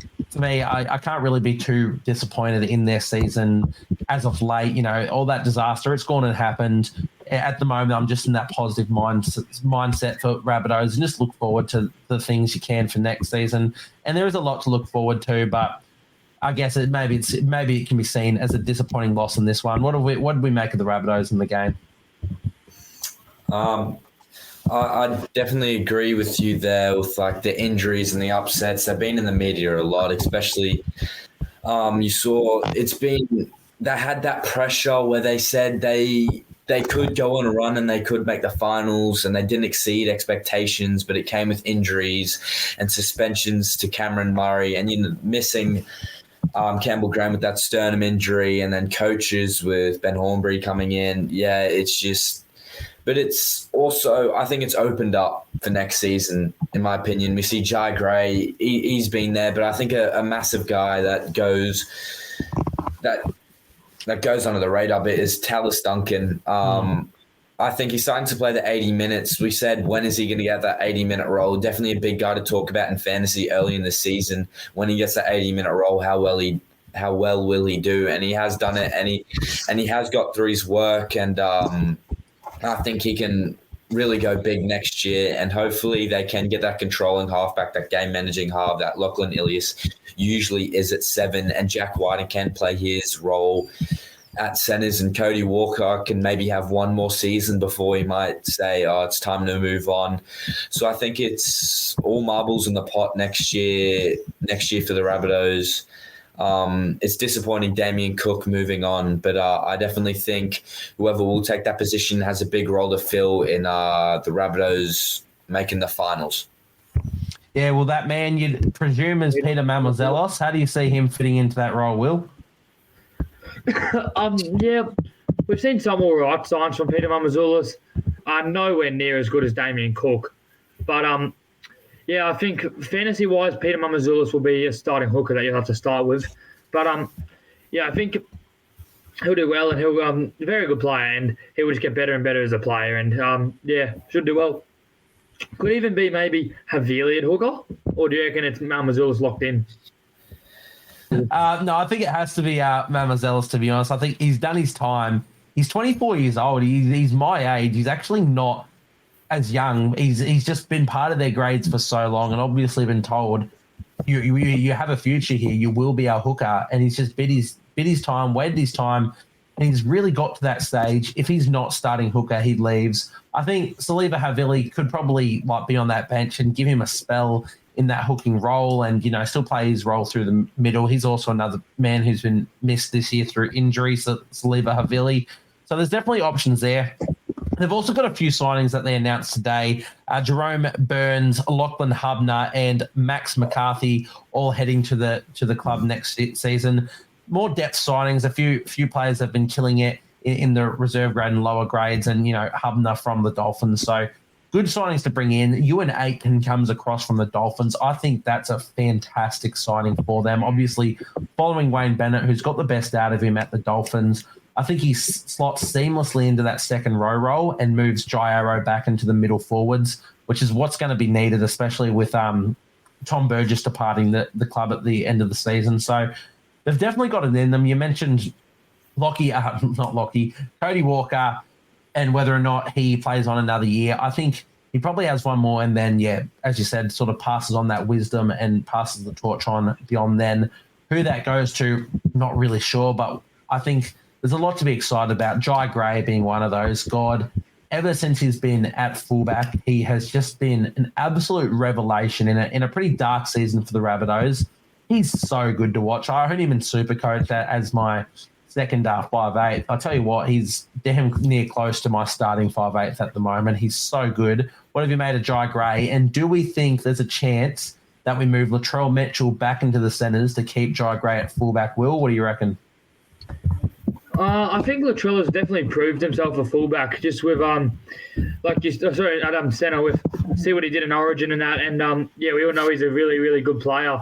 So I could see it happen, and yeah, Jai Gray has been killing it, but I think the reason that Latrell would get moved there is because he's a little bit of a lazy fullback, and it just makes him a little bit more, involved in that. So yeah, I definitely could see it happening. Just depends how Jai Gray starts this season.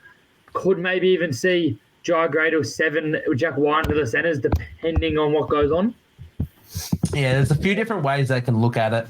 I think the big thing at the moment, everybody says, no, you can't move Latrell from fullback. And in a way, I agree. Like, he's a fantastic fullback, but centre's not a slouch of a position anymore. Centre's become such an important position in the modern game, especially with the introduction of roaming centres. If Latrell is going to be a centre, there's nothing stopping him from roaming and jumping in attacking sets and bringing his fantastic passing game out there. So, look, if it means getting Jai Gray in the starting 13 week in, week out, I actually like the move because I think Jai Gray has just been so good for the Bunnies this season. And yeah, as I said, a real shining light for them. But look, as we said, disappointing year for the Rabbitohs, disappointing result against the Tigers. But in the end, I'm more focused on next season for them, and I'm just happy to see the Tigers get a great win in front of their home faithful. So massive game there, and yeah, one I really enjoyed.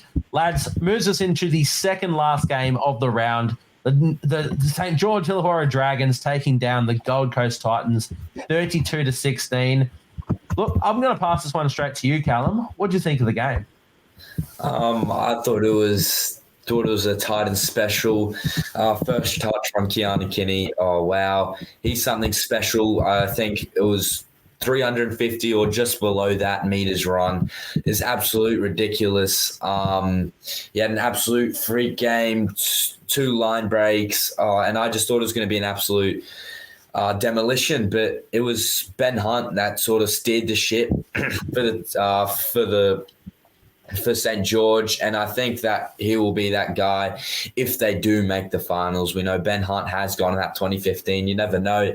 Ben Hunt might go on an absolute villain arc, hunting wins into the final series and could get his revenge on 2015. So you never know. They've got guys like Tyrell Sloan. We know he can do what he can do. He's an attacking guy. Zach Lomax as well. The Origin series has put him under a high ball.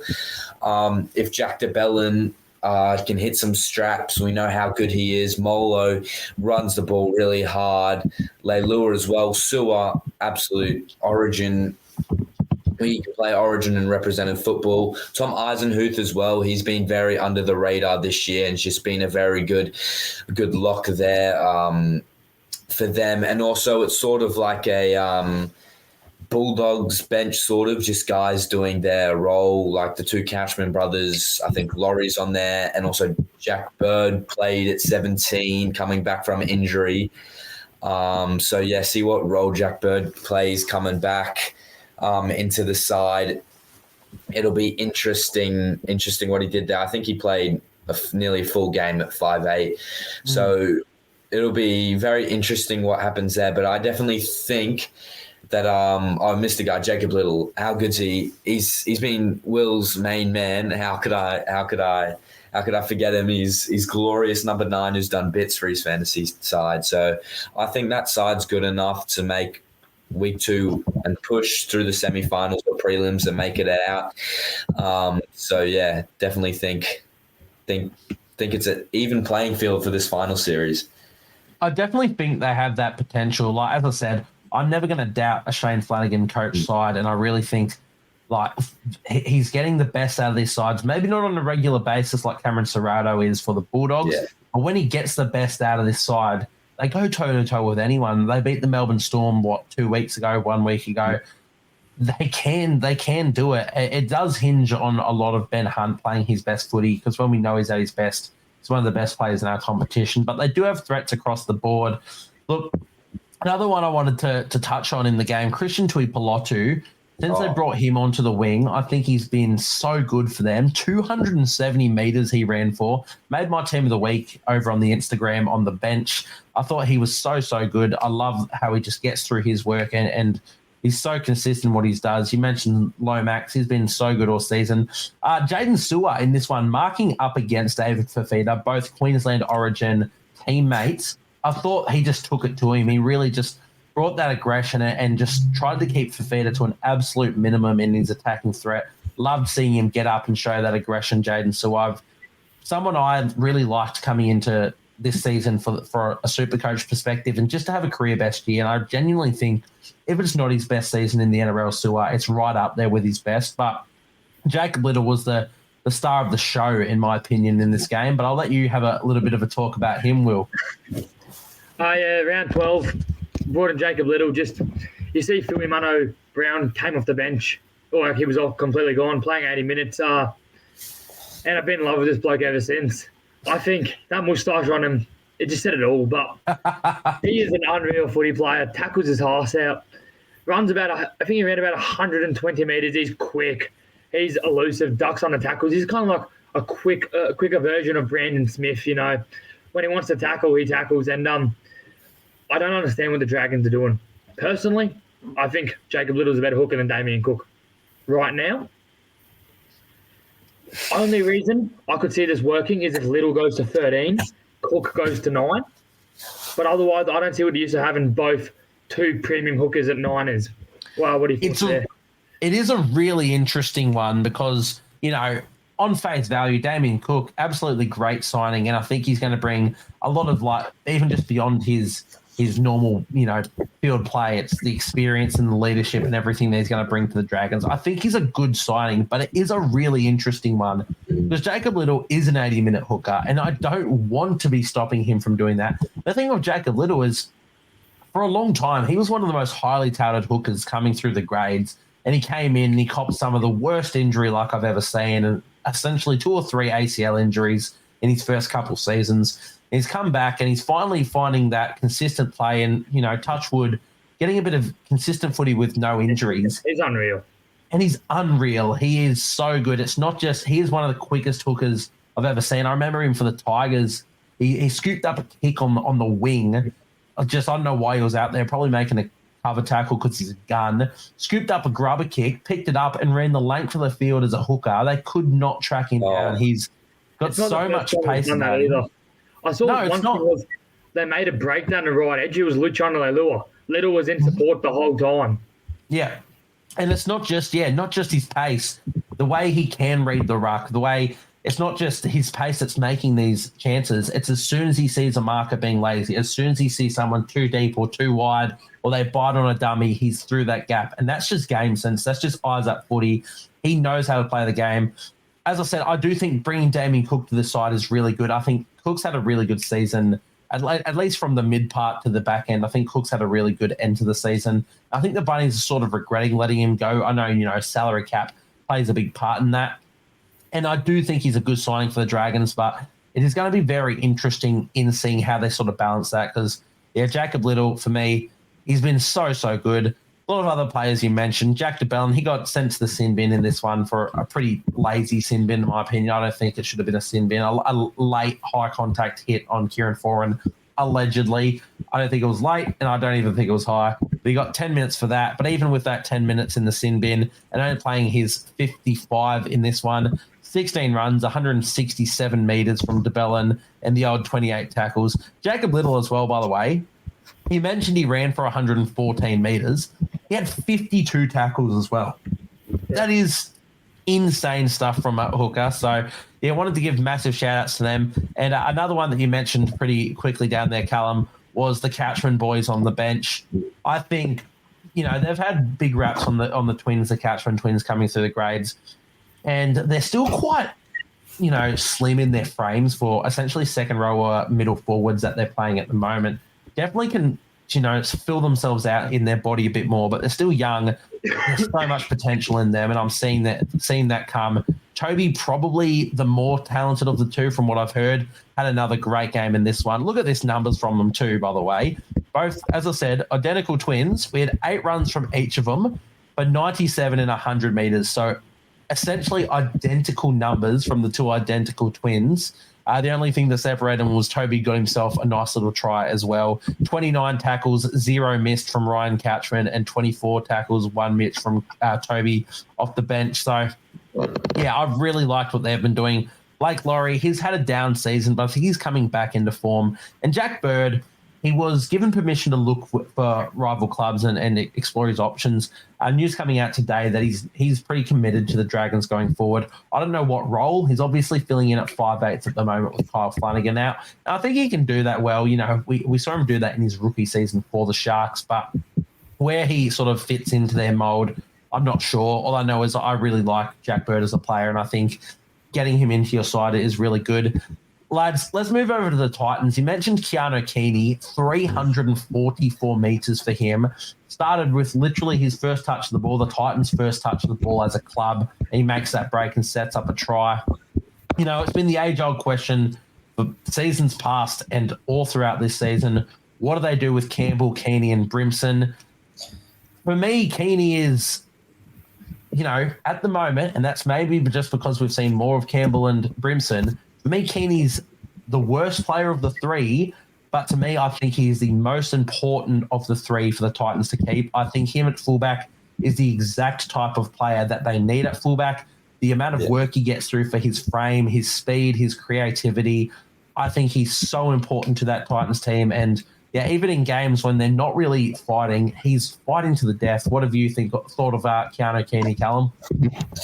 Yeah, I've been following him closely on fantasy, trying to pick him up. When do I get him in? Just keeps rising in cash, and he's been amazing. I feel like he is that suit for the Titans at fullback. We know that Campbell is dangerous there as well, and same as Brimson, but I just feel like Kenny, he shows a bit more benefit all round across the park with the run meters. And I feel like his kick returns are very electric in how he runs it. He's sort of got that Reece Walsh about him. When he gets his hand on the ball, what's he going to do now?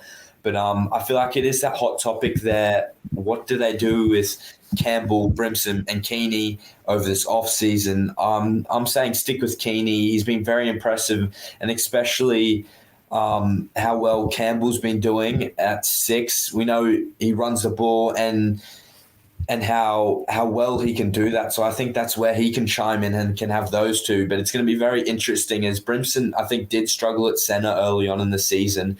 But you've also got guys, I think Philip Sami run for 200-plus metres.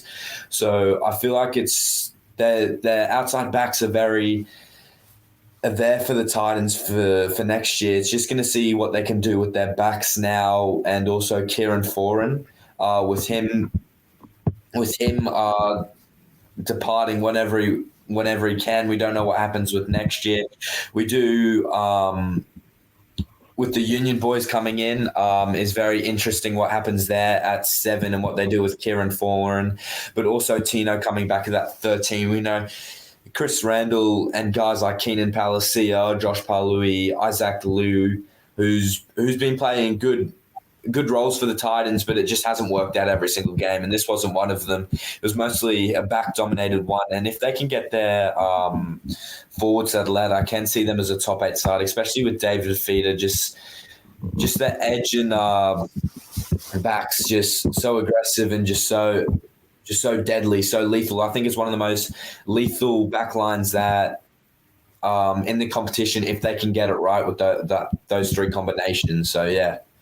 Mate, I agree with everything you said there. Again, you look at their side in this one, I don't even think they were that poor. I can't really single out individuals that were poor. I think the Dragons were just a far superior side. Even that Jaden Campbell try off the kick, I don't think that was a try. With the new rule interpretations, if you drop the ball, you have to deliberately be playing at it. For me, he just happened to drop it on his foot and it was a try. He played to the whistle, and fair enough, good on him for that. But you know, it could have been an even more comprehensive scoreline for the Dragons, and that just shows how good they are.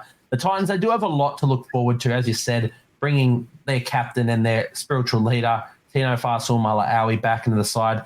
You know, the players that they still have, what they do with Brimson next year, you know, there's still that to come for. I'm happy with him playing off the bench for the rest of this season. While they figure that out, give him game time, coming back from injury, and be that super sub. But in the end, you've signed him for so long on big money. We know he's a superstar. You can't play him off the bench forever. So they are going to have to figure that out. Will, what do you reckon they're actually going to do with those 3 players? Oh, I'm not sure. I do think that Jaden Campbell will have to stay at 5'8". Mm-hmm. I think he's just played really well there. And I do think AJ Brimson's injury cloud is just, it's too much for me personally. And, I know personally Kieran Foran's playing some very, very good football. So I don't think he'll be dropped from 7. So I think it'll be Brimson, just his 18th man. And it's pretty much, I think his time at the Titans are pretty much gone to an end. And then it'll be Oh, yeah, it'll be Keeney at 1 and Campbell stay at 6. Well, they have signed Brimson for till 27, is it? It's a long term. think- Let me find that Yeah. Brimson contract. Maybe Carter Gordon will come in at 7. That's And, another interesting. Yeah. Oh, Brimson signed to the end of 2030, by the way. yeah, something ridiculous. Yeah, So maybe he'll become a centre. But I do think with Carter Gordon also coming in there, who's a very good player for the Wallabies, went to our school along with Jack Howarth and Xavier Savage. Dan I Gagai. do think, yeah, Dan Gaga. I do think that Carter will, he'll have to have a spot in there somewhere. Yeah, that's another one. I mean, look, obviously, yeah, you had a few, legends come through your school, but they don't really compare to the man, the myth, the legend that is Alan Tongue from Farah, my old high school. So shout out Alan Tongue. There's been a few others. Tom Leroy Lars. Do you say who to Alan Tongue? How dare you? That is a Raiders legend. How dare you? Who? Oh, no, I'm not having Alan Tongue slander on this podcast. But no, the Titans, they do have a lot to look forward to. I'm no closer to the answer than you guys are about this Brimson thing. I don't think he's going to want to be a centre for the rest of his life, but maybe he's just going to be all. For me, he bleeds the Titans as well, which is the big thing. And I think players like him, you want at your clubs that, Sean Johnson for the Warriors turned down all these other contracts to sign for half the amount of money just to return to the Warriors, because when you love the club that much, then you just play better for them. And I think Brimson is that way for the Titans. So maybe he will just want to be a centre and he's just going to be there and happy to win no matter what. But in saying that, are you dropping Brian Kelly? Are you dropping Philip Sammy? Yeah. Philip Sammy ran for 255 metres in this game. Like, what are you doing with it? So, I don't know. It's an interesting one. We'll have to see what Desi Hasler does with the team next season. But, they still have other players like Chris Randall. I've loved the signing of him. That trade deal that they did of Greg Marju to Chris Randall of the Knights a couple of seasons ago. He's turned himself into a bit of a Mr. Fix-It, whether he's playing hooker, second row, half back at stages this year. And in the lock forward, I think Chris Randall's been good. So, disappointing year for the Titans and a disappointing result in this game. But again, a lot to look forward to, and I'm sure they'll still have some really exciting footy left in them before they sort of finish up this season. Lads, moves us into the last game of the round. Let's wrap up this podcast in a big way. The Sharkies defeating the Knights 19-18. Not without a bit of controversy. This one going to extra time, and we had 2 field goals disallowed. Now, I'll speak on them before I pass them off, but I'm not sure how I like this rule. To me, what is it like? It's just blockers. You can't have blockers. But to me, they're not just blockers that are standing in front of the play of the ball to stop players getting there. They're decoy runners. They're sitting behind the play of the ball when the play of the ball is happening. They're running up with hands up. If the Sharks wanted to attack the line instead of kick a field goal, they're genuine options at receiving the footy. And then obviously that's never what their plan is. And they go out the back and they kick a field goal. Same thing happens for the Knights. Actually, the Knights did it first and then had it denied.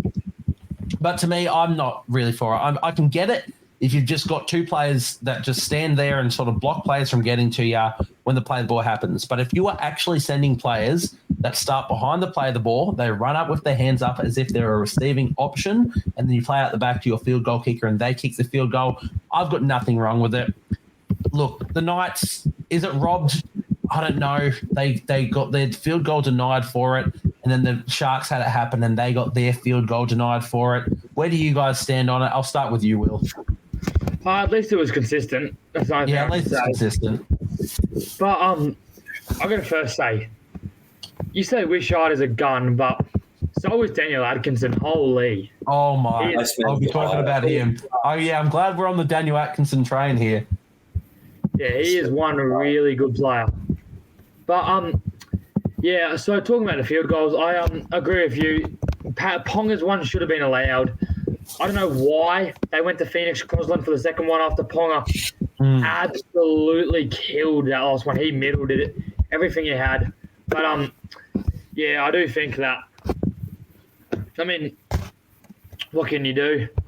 Yeah, that's it, mate. He made the field goal. It was an acceptable field goal. But, yeah, at least the Sharks got it. And I do think that the reason the Knights didn't win this game is they need to find something in their halves. Just not giving the Ponga the ball. 93 run meters for Ponga. it's a Probably really the best interesting player one. in the league at fullback, like when he wants to be the most influential. Well, 100%, mate. He's the reigning Dally M winner, despite the fact that he stole the award from Sean Johnson. But no, it is. I agree. On the field goal front, I don't really like the rule. At least they're consistent, which is all we can ask for. They did give the Sharkies the same treatment when Atkinson kicked the first field goal and had that taken back. So at least there's consistency there. In my opinion, it still should have been the Knights kicking that field goal and winning the game, calling it there. But as we said, we just asked for consistency, and at least they had that. So I can't be too hypercritical.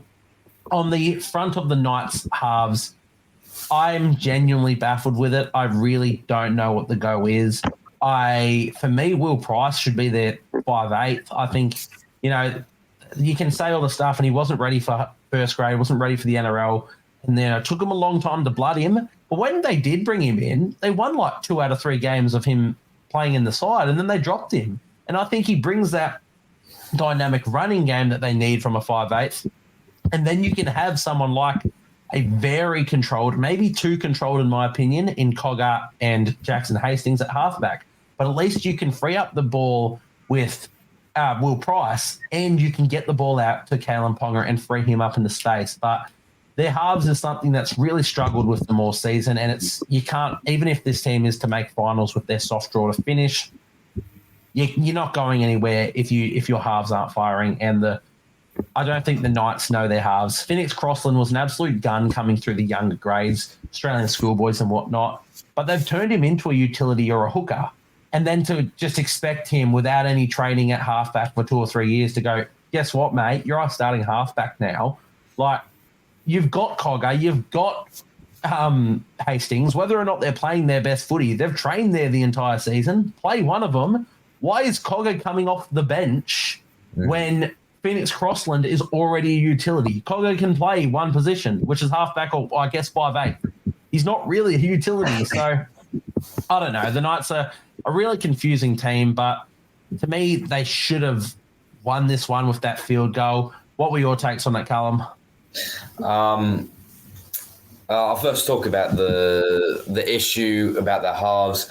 I was very vocal about it early on the season on our podcast, talking about Jack Cogger being our 7 and being the Knights 7, and then seeing Hastings doing well in the position and then them sacking him. It's just, now I've just come to the conclusion I think it was worse off for the Knights to sign Cogger, in my opinion. Just leave him at Penrith and let him fight it out there. I just don't. It might happen with the Cook situation with Little over there, but I think Cogger should have been the 7 all year round. I just think he showed good signs for Penrith last year when Cleary was out, and also earlier in the preseason. He was able to play well, and I think his kicking game is very much superior to guys like Phoenix Crossland. I'm very baffled when I saw him at halfback. But I think Tyson Gamble has been well, but I just don't see him as that classy 6 as I see as Will Price. I think he was very good in his debut and has that potential for up and coming future 6.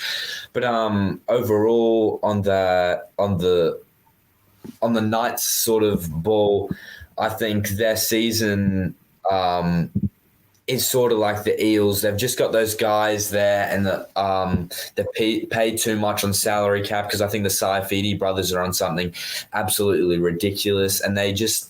And we know Ponga's on ridiculous, but I see the reasoning why the money, like Will talked about man crush, like an absolute man crush on Kalen Ponga and how much I love him. And I think Fletcher Sharp and Armstrong was very impressive, and I think they can find ways into that starting side. They've shown a lot more. Armstrong showed a lot more for me. You could maybe put him at 6 instead of Gamble. Like the way he played at Magic Round was outstanding. I can see him as a 5'8" and a ball player with Ponga. I think that could be that combination there could be absolute goal. Is just how they unlock Ponga and who's going to do it. And I think definitely Hastings, a guy to play the ball to Ponga. It's just who's going to be that attacking man with Ponga. So yeah. Well, Armstrong are off to England at the end of the season, unfortunately, signing with the Lee Leopards. So I don't see a world where they put him back in, which is a shame. I thought, he was a gun this year, and I really liked him as well coming through the grades. He's gone the hard way to get there, and he's been really good. Fletcher Sharp, you mentioned, someone to be really excited boy. He's a Cessnock boy, so just around the corner from where I'm living at the moment. He's someone I was really excited through for a long time coming through the grades, and to see him grab it with both arms this season has been amazing, especially on the wing. To me, I just saw Fletcher Sharp as an out-and-out fullback, and he still is. His best position is still definitely fullback in my opinion. But to see him make a fist of the wing and score 4 tries less than a week ago, it really solves that problem for them, and it means he gets into the side regardless. In terms of their halves, I don't really know what the go is. I think I'm in the boat with you that maybe signing Cogger was a mistake for them because they haven't come to any answer. And if they just had Hastings, at least they don't just fuck around with it. And I don't know. It's a really confusing one. I mentioned Mitch Henderson as a young gun that's coming through the Raiders system. He was a Knights junior, originally signing with the Knights, and he's playing in their lower grades as well. And now Mitch has absolutely gone on to lead the Raiders in the knock-on effect New South Wales Cup to, I think, Raiders are second on the ladder, and he's playing 5/8 and halfback. They would love to have a young player like him come back in the side and really pressure, because that's the other thing. Do they have those younger players really pressuring? Feels like me that they have these veterans that they're not really happy with in Cogger and Hastings, that they're only pressuring each other because they're the only options that they have. So, I don't really know what the best thing is for the Knights. I think last season was a bit of an enigma for them because it wasn't necessarily the Knights team was playing amazing footy. It was Kalen Ponga was absolutely unbelievable, and they were winning games off the back of that. So it's going to be interesting to see how far they can go in this one. But whether or not they were the better team in this one, I think they probably deserve to kick that first field goal and win. But lads, you've mentioned a young man by the name of Daniel Atkinson a little bit earlier. What an absolute gun he has turned out to be for the Sharkies. He made his debut for the Storm a couple seasons ago. He's been around the joint, fluctuating in and out of first grade, halfback, 5/8, fullback, wing, wherever he can, they just play him, and he just turns up in force. For the Sharkies to be winning this one with no Hines and no Trindle, once again, Cam McInnes / Blake Brayley playing halfback and just being a link man in the middle, and Daniel Atkinson, essentially a rookie, to be leading this team to wins like this and coming up with the clutch plays, kicking the field goal to win the game. But not just that, he scored a fantastic solo try to start the game, and he set up the try for the second try of the game. He's an absolute freak of a player. Well, you mentioned him first. What have you been liking about Daniel Atkinson? Just his willingness to take on the game. Like, if you were to watch him not knowing footy, and you'd think he's a 15-year veteran, not a 5 or 10 game player. Like, I just think he's got so much confidence, and it just looks like he barks orders to that Sharks team, which I really like. And it's not to mention, like, his well-rounded player. Like, the thing that I think Wishart misses is his kicking game. But I feel like Atkinson both has a kicking game off the tee and like in play kicking, while also having a running game and a defending game too, which is what I really like about him. 100%, mate. I think he's been absolutely unreal for them. It is going to be a really big conundrum for what they do with their players returning. Obviously, when Braden Trindle comes back, assumedly next week, he probably slots back into that halfback role, and they can move their, Cam McInnes and Blake Brayley back to their regular roles, and you run Trindle and Atkinson. The question really comes when they hit finals. Now, it's either round 27 or finals week 1, where Nicho Hines is due back. Callum, I'll pass the question to you. What are they doing in the halves? Is it back to Trindle and Hines at halfback and 5'8"? Is it Trindle and you just leave Trindle and Atkinson there because they've been playing footy heading into finals, you don't want to break that winning combination? Or is it now Hines and Atkinson going forward? What do you reckon, mate? Well, speaking on the point that Will was talking about on how vocal Daniel Atkinson is, I don't think you can have in your side going into a finals with Hines and Atkinson, both vocal players, like game-managing players, trying to get their side around for finals win. I just don't see both of them. So I think they do go back to Nicho Hynes and Trindle there, running into the final series. Yeah, I just think Nicho has it there to win. We see, like, in Origin, he's gone through all that criticism, and like what he's faced is just something that's built his character. And I really think he is also the Iceman of Cronulla. We see a lot of rap around Daniel Atkinson, but I feel like you're going to have to go with the experience combination there. It hasn't really led them too far, but I feel like Nicho Hynes can this time. But I do think Sharks are definitely contenders as well, like they did in 2016 there. I think they can if they keep. I just like a guy like Nikora. He doesn't get enough rap on how well he plays, and I think Will can definitely agree with me on this one. They definitely have the impact off the bench with Hamilton Ueli and Royce Hunt there.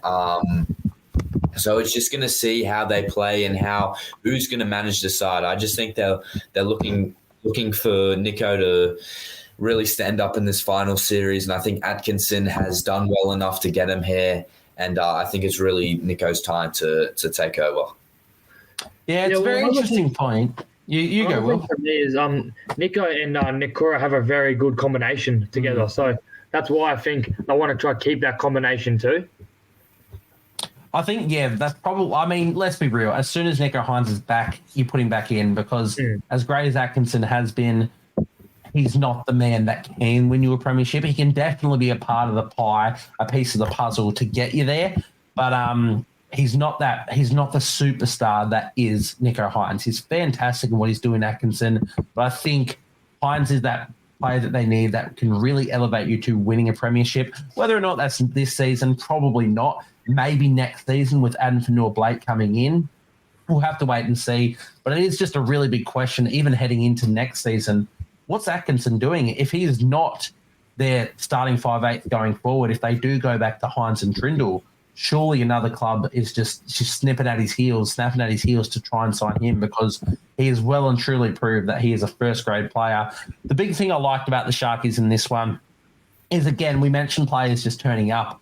The thing for the Sharkies, I've always been a little bit not concerned's not the word, but there's something about their forward pack that has been missing. Now, we mentioned Fanua-Blake coming in next season. He's probably the man to fix that.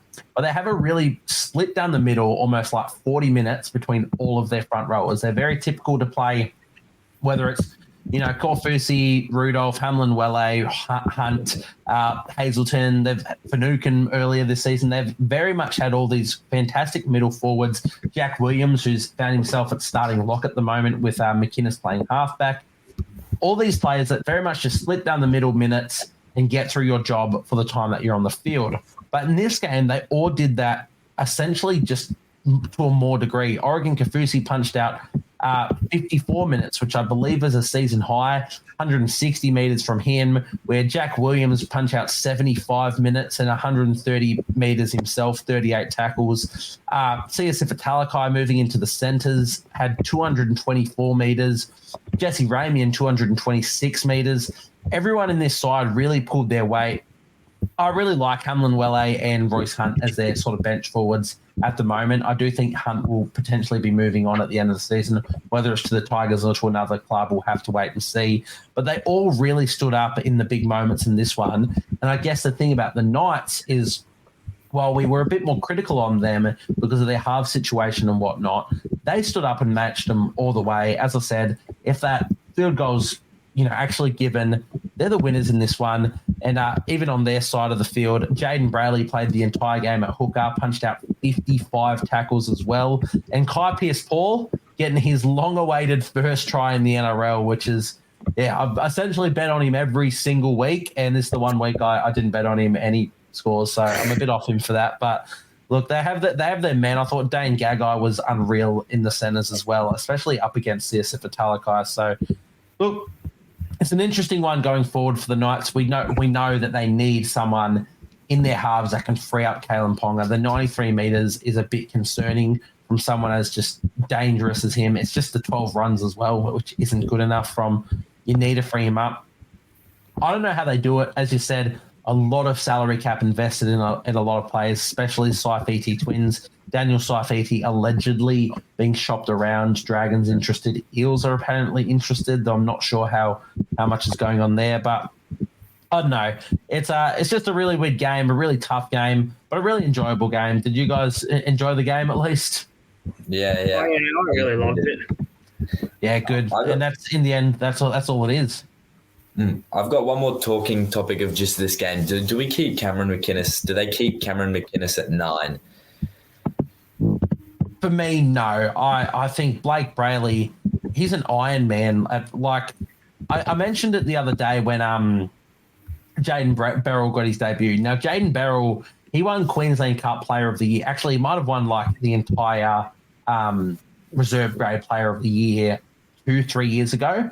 And the Sharks brought him across to essentially be a backup hooker. And I thought that was great because if you're winning reserve grade Player of the Year, keep in mind, reserve grade isn't just reserve grade players. It's all the NRL players who don't quite make the squad or are coming back from injury. Like, there are NRL talent players that are in reserve grade, and Jaden Beryl won Player of the Year across the entire competition. Now, the Sharks brought him across. I thought it was great because it was like when, Blake Brayley has a few niggles or he's getting injured, maybe plays Origin, like, you get Jaden Beryl in there. Now, it took Jaden Beryl until this year to get his debut at 29 years old because Blake Brayley has not missed a single game of footy. It's ridiculous. He's essentially one of the only hookers out there at the moment who's playing 80 minutes week in, week out. So how he does it, I don't know. Like, I'm a big McInnes guy at hooker. I also love him at lock forward, and I think Jack Williams, who has filled in at lock forward in this time, has been phenomenal. But for me, I don't think he can move Blake Brayley out of that role, so I'd be moving McInnes back to lock forward. What do you think, Will? Yeah, I think McInnes is probably one of the best locks in the game, so influential, and I think Blake Brayley's been too good at hooker for too long for them. As simple as that. 100%. Lads, that one actually wraps us up. That is round 24 done and dusted. Let's do a quick run through of who we are tipping ahead of round 25, and then we'll wrap this podcast up. So let's start things off. The West Tigers take on the Manly Warringah Sea Eagles on the Thursday game, 7:50 p.m, Leichhardt Oval. Will, you can start. Who you tipping? Your boys, the Tigers, or the Sea Eagles? Eagles 13 plus. Not against his own team. That's sad. No, it's a fair call, mate. Fair call. I think I'll be joining you on the Eagles train.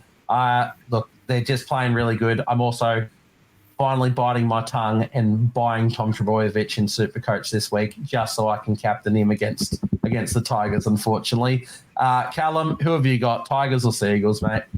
Eagles 13 plus. I think Tigers will just rest a couple players going into that round 27 match. So yeah, for them, their grand finals in round 27. They've got the monkey off the back now. They can just they can rest up. They can, there's a lot of young players in their team too. Luke Laule'i, Lockie Galvin playing fantastic games, and they're still teenagers. So give them a rest. I don't know if they will rest them, but I don't think they're really going to be playing at their absolute hardest. And the thing with the Sea Eagles is they're really playing their hardest at this point of the season. So we're all on the Sea Eagles 13 plus. Next up, the New Zealand Warriors take on the Bulldogs. Allegedly Go Media Stadium, Auckland. But as we stated earlier, the stadium has officially been renamed this week to Shaun Johnson Stadium, Auckland. Warriors 14th, Bulldogs 5th, 6 p.m. on the Friday. Will, who have you got, mate? Was 1-12. Yeah. Love it. Callum, what are you backing? Are you with him? Yeah, I'm with him. Was 1-12. I thought he'd take the words out of my mouth, which he did. That's it. I'm respected, boys. I'm also backing the Wars 1-12. This is their last game at home for the rest of the season, which is the last game Shaun Johnson will ever play in New Zealand. How many can they fit in there? Let's find out the quick Go Media Stadium capacity. I reckon they'd just stack it out. It's a 25,000 person capacity. Sell 50,000 tickets, NRL. Yeah. You're listening, sell 50,000. Yeah, sell 50,000. Get them hanging from the rafters. Get them sitting on top of the bloody bleachers. Have them on the field if I care, but genuinely sell it out. It is a sold out stadium. I think the Warriors, look, I don't have much faith in how they've been playing footy, but for all the reasons, their last home game of the season, they have a reason to get up for it. Maybe the Bulldogs rest. I don't know if they do, but I will also take my boys, Warriors 1-12 in that one. That moves us into the next game. The first time we actually get to mention your Broncos in this episode, Callum, because they were on the bye. But the Broncos take on the Eels, 10th versus 16th. That's at Suncorp. I'll give you first go. Who are you backing, mate? Premiership hopefuls still. Let's bring it back, all right? We get Walsh and Haas back towards running into the finals, I think. Broncos 13+. Thank 13 plus against the Eels is a big call, mate. Yeah. We'll give Fanshaw's Will's Tigers some hope. Yeah, okay. Well, Will, who have you got? Parramatta Eels 1-12. Wow, here we go. I think he's just doing that to hate you, but no, I actually don't mind the tip, so... Oh, No, I don't know who I'm taking. No Walsh, no Broncos. Yeah, I mean, no ma'am either. Yep. Renault's to steer the ship. Injury-free, thank God. Touch wood. I'm not sure. It's a tough one, but I actually think I'm going to back the Eels as well. I think they've shown enough recently. They weren't the best against the Roosters, but I do think the outs for the Broncos are too big. Maybe if it was just Haas and just Mam, which is, they beat the Cowboys without them anyway. But Reece Walsh, I think they're going to miss him severely as well. So I'll take the Eels 1-12 in this one. That moves us into the next game. Canberra Raiders taking on the Penrith Panthers, GIO Stadium, Canberra, 3 p.m. Now, team lists aren't out yet. Do we expect Panthers to rest anyone for this game? No. Nope. No Iceman, no problem. Panthers 30+. 30+? Yep. What? That is an egregious call by Will in that one. Panthers 30+ is mental. Callum, are you reciprocating that? I am. I'm going Raiders 1-12. It might sound a bit dumb, but I'm a smart tipper. With the Raiders, there's something. I think it's every time they've been absolutely destroyed, they come back at home and they've turned around. I think it was a 20-something deficit 6 times in a row. Loss 6 times in a row. So I don't think they'll break the streak, and they'll do it for Ricky running into the back half. And I think Jamal Fogarty's going to have an absolute blinder, and same as KO Weeks. Interesting. I actually don't mind it. I do have a bit of a gut feel about the Raiders. I don't know what it is. I just saw this game and I'm like, ooh, Raiders in Canberra. Do they get it done? But then I remembered it's a Panthers team that's coming off a loss, and I never want to tip against the Panthers coming off a loss. If the Panthers beat the Storm and they maybe were just feeling riding high and pretty heading into this game, I'd take the Raiders. But first time for everything. Have to take it. It could be a first time for everything, mate, but I will be taking the Panthers. I'll go 1-12, though. I reckon it'll be a close one. That one is the Raiders and the Panthers. Next up, Melbourne Storm take on the... What do you guys reckon? Is it the Dolphins or is it Redcliffe Dolphins to you guys? Redcliffe Dolphins. Dolphins. Don't want to get in trouble. No, I'm a Redcliffe Dolphins guy. No team should just be called the whatever. It's the Redcliffe Dolphins. This one's in Amy Park, Melbourne, though, 5:30 p.m. on the Saturday. We'll start with you, Will. Storm or Dolphins? Storm 13+. Harry Grant just crossed the line. Oh, very big call. Very big call. I actually like it. I wouldn't hate it for Supercoach either. I need Harry Grant to do something for me. Callum? I definitely think Storm 13+. Dolphins can pack their bags and book a vacation to Bali. I think Pappenhausen's going to go absolute rampant. Let's go Pappenhausen for 3 and Harry Grant for 1 because he's in my fantasy. That is, that's some big calls coming from the lads. I don't know. Again, we're talking about no team list being released. Obviously, this being recorded on the Monday, probably released on the Tuesday before team lists. I don't know if Storm rest now that they're 2 wins clear of Panthers. They could, but I don't think they do because it's in Melbourne. I reckon they'll rest on away trips. So I think I'll back the Melbourne Storm as well. I'll back them 1-12. I think the Dolphins get up for it playing for their season, but I will still be taking the Melbourne Storm in that one. That leads us into the Rabbitohs and the Knights, 15th versus 11th, Accor Stadium, Sydney, 7:35 p.m. on the Saturday. Who have we got here? We'll start with you, Callum. Oh, it's tough. If the Knights names Hastings, that just helps Ponga a bit, and I think that'll be key. But I think Rabbits losing to the Tigers is just going to burn them. We saw the coach and staff in the box celebrating early, and they've got the Rabbitohs going suicides right now as we speak. So I think Rabbitohs getting up 1-12. Fair call. Will, who have you got, mate? Rabbitohs 1-12, Jai Gray anytime. Oh, I like the dry grey call, but I'm going against you lads here. I'm taking the Knights. We forget, with about 3 minutes before full time, Cody Walker went off with a head knock. So he'll miss this game under concussion protocols. And I don't think they can get it done without Cody Walker at halfback. So I will be taking the Knights, and I'll take them 13+. Dion will steady the ship. Dion, he should be back from injury, to be fair. It was only a head knock for Dion. So, yeah, Dion back at halfback. Hopefully he can have a good game, Dion. I'd love to see him rip and tear in the NRL. Lads, that moves us into Titans and Roosters. 13th versus 3rd at 2 p.m. Seabus Super Stadium, Gold Coast on the Saturday. Who have we got, Will? Roosters 20+. 20+ is a massive call. Victor Radley anytime try scorer. Ooh, Victor. I actually don't mind that. Is he still second rower? Oh, he might be lock. Who knows? Because Connor Watson's also out. But Might be. Regardless, I think he could cross in whatever position he's in. Callum, who have you got? It's a tough one because we did see Seabus sort of this time. I think it was a couple of years back when the Titans versus the Roosters in an elimination final, and the Roosters got the better of it. So I think Titans have stuck that to the heart. But I just can't see him getting up. But I do think it'll be end-to-end battle, backs battle, high point scoring game.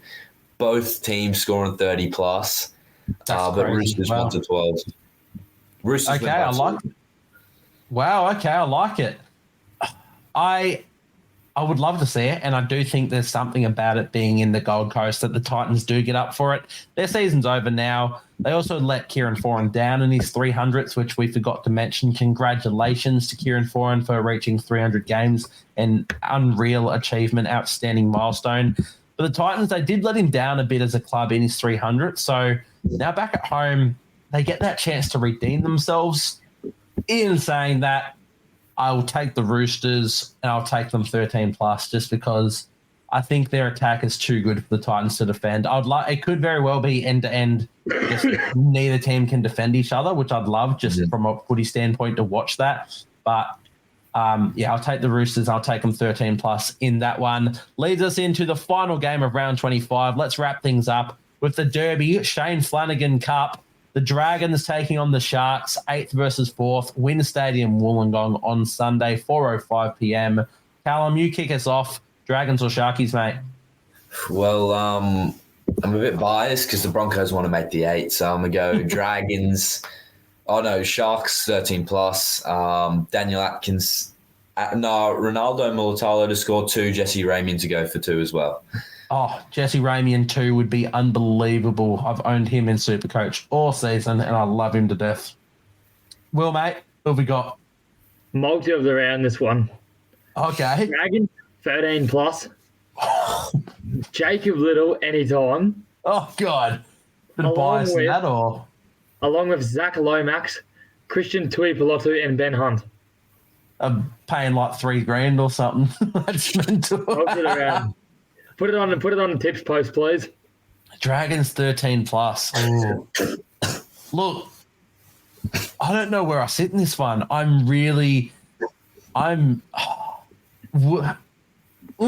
Shane Flanagan against his former club. Is he going to have the Dragons up for it? And remember, in Wynn Stadium, Wollongong. They're good in Wollongong. Oh, I might back them. I might go Dragons, but I will go 1-12. If anything, I reckon it could be a 1-6 performance. Could be decided very, very close in this one. I love a Ramian call as a try scorer. Anyone else that stands out for me for the Dragons? No, but somehow I think they're going to win. So I'll back the Dragons in a very close one there to close out round 25 and then to wrap up this podcast. So, lads, thank you very much for joining me on another decently longish one here, but I've enjoyed getting to sit down and chat some footy with you guys and really, just get inside your minds and connect a bit more with you. So do you want to, tell the lads what you got going on in the upcoming weeks over on Fantasy Fanatics? Yeah, we pretty much just got tomorrow we'll be filming with Jai from Blindside, and then we're giving one of the smaller creators a chance to hop on one of our videos and give them a chance, which will be round 26, the NRL Fantasy Zone, a pretty new one, and then I think round 27 will just be back to the OGs, wrapping it off with all three of us, Callan, Charlie, and me, and then next year we'll be back even better. We're going to BBL Supercoach, starting a BBL Supercoach Fanatics, so all jump over there. But next year full pre-season, we got a lot planned. Please tune in. Love to hear that, lads. We mentioned at the start we've all sort of become into this little community all through the Casual Athlete and the work that they've done to sort of get us all here, which has been really good. Love connecting with you. Love having just a bunch of different people on the podcast all the time when I can. I'm sure we'll work again a lot heavier heading into next season. A lot of plans that we have over on Chip and Chase as well. And I'm sure that with all of us going on, Jai, Bergs, you guys, everyone along the way, we can all make a bit of a community and make a lot of content next season. So for all my followers that aren't following you guys, definitely go check them out, especially if NRL Fantasy is your biz. If you're over here just as a Supercoach player and you're wanting to branch into them, or if you're, a fantasy player that's sort of wanting to branch into Supercoach and that's why you're following me and you're not following these guys, go and do so, guys. Of course, link will be in the description of the YouTube episode. If you're over on the Instagram, we'll have the post that links to their page as well. So go check out NRL Fantasy Fanatics. Lads, Will, Callum, thank you guys for tuning in, and I'll see you guys next time. Cheers. Thanks for having us.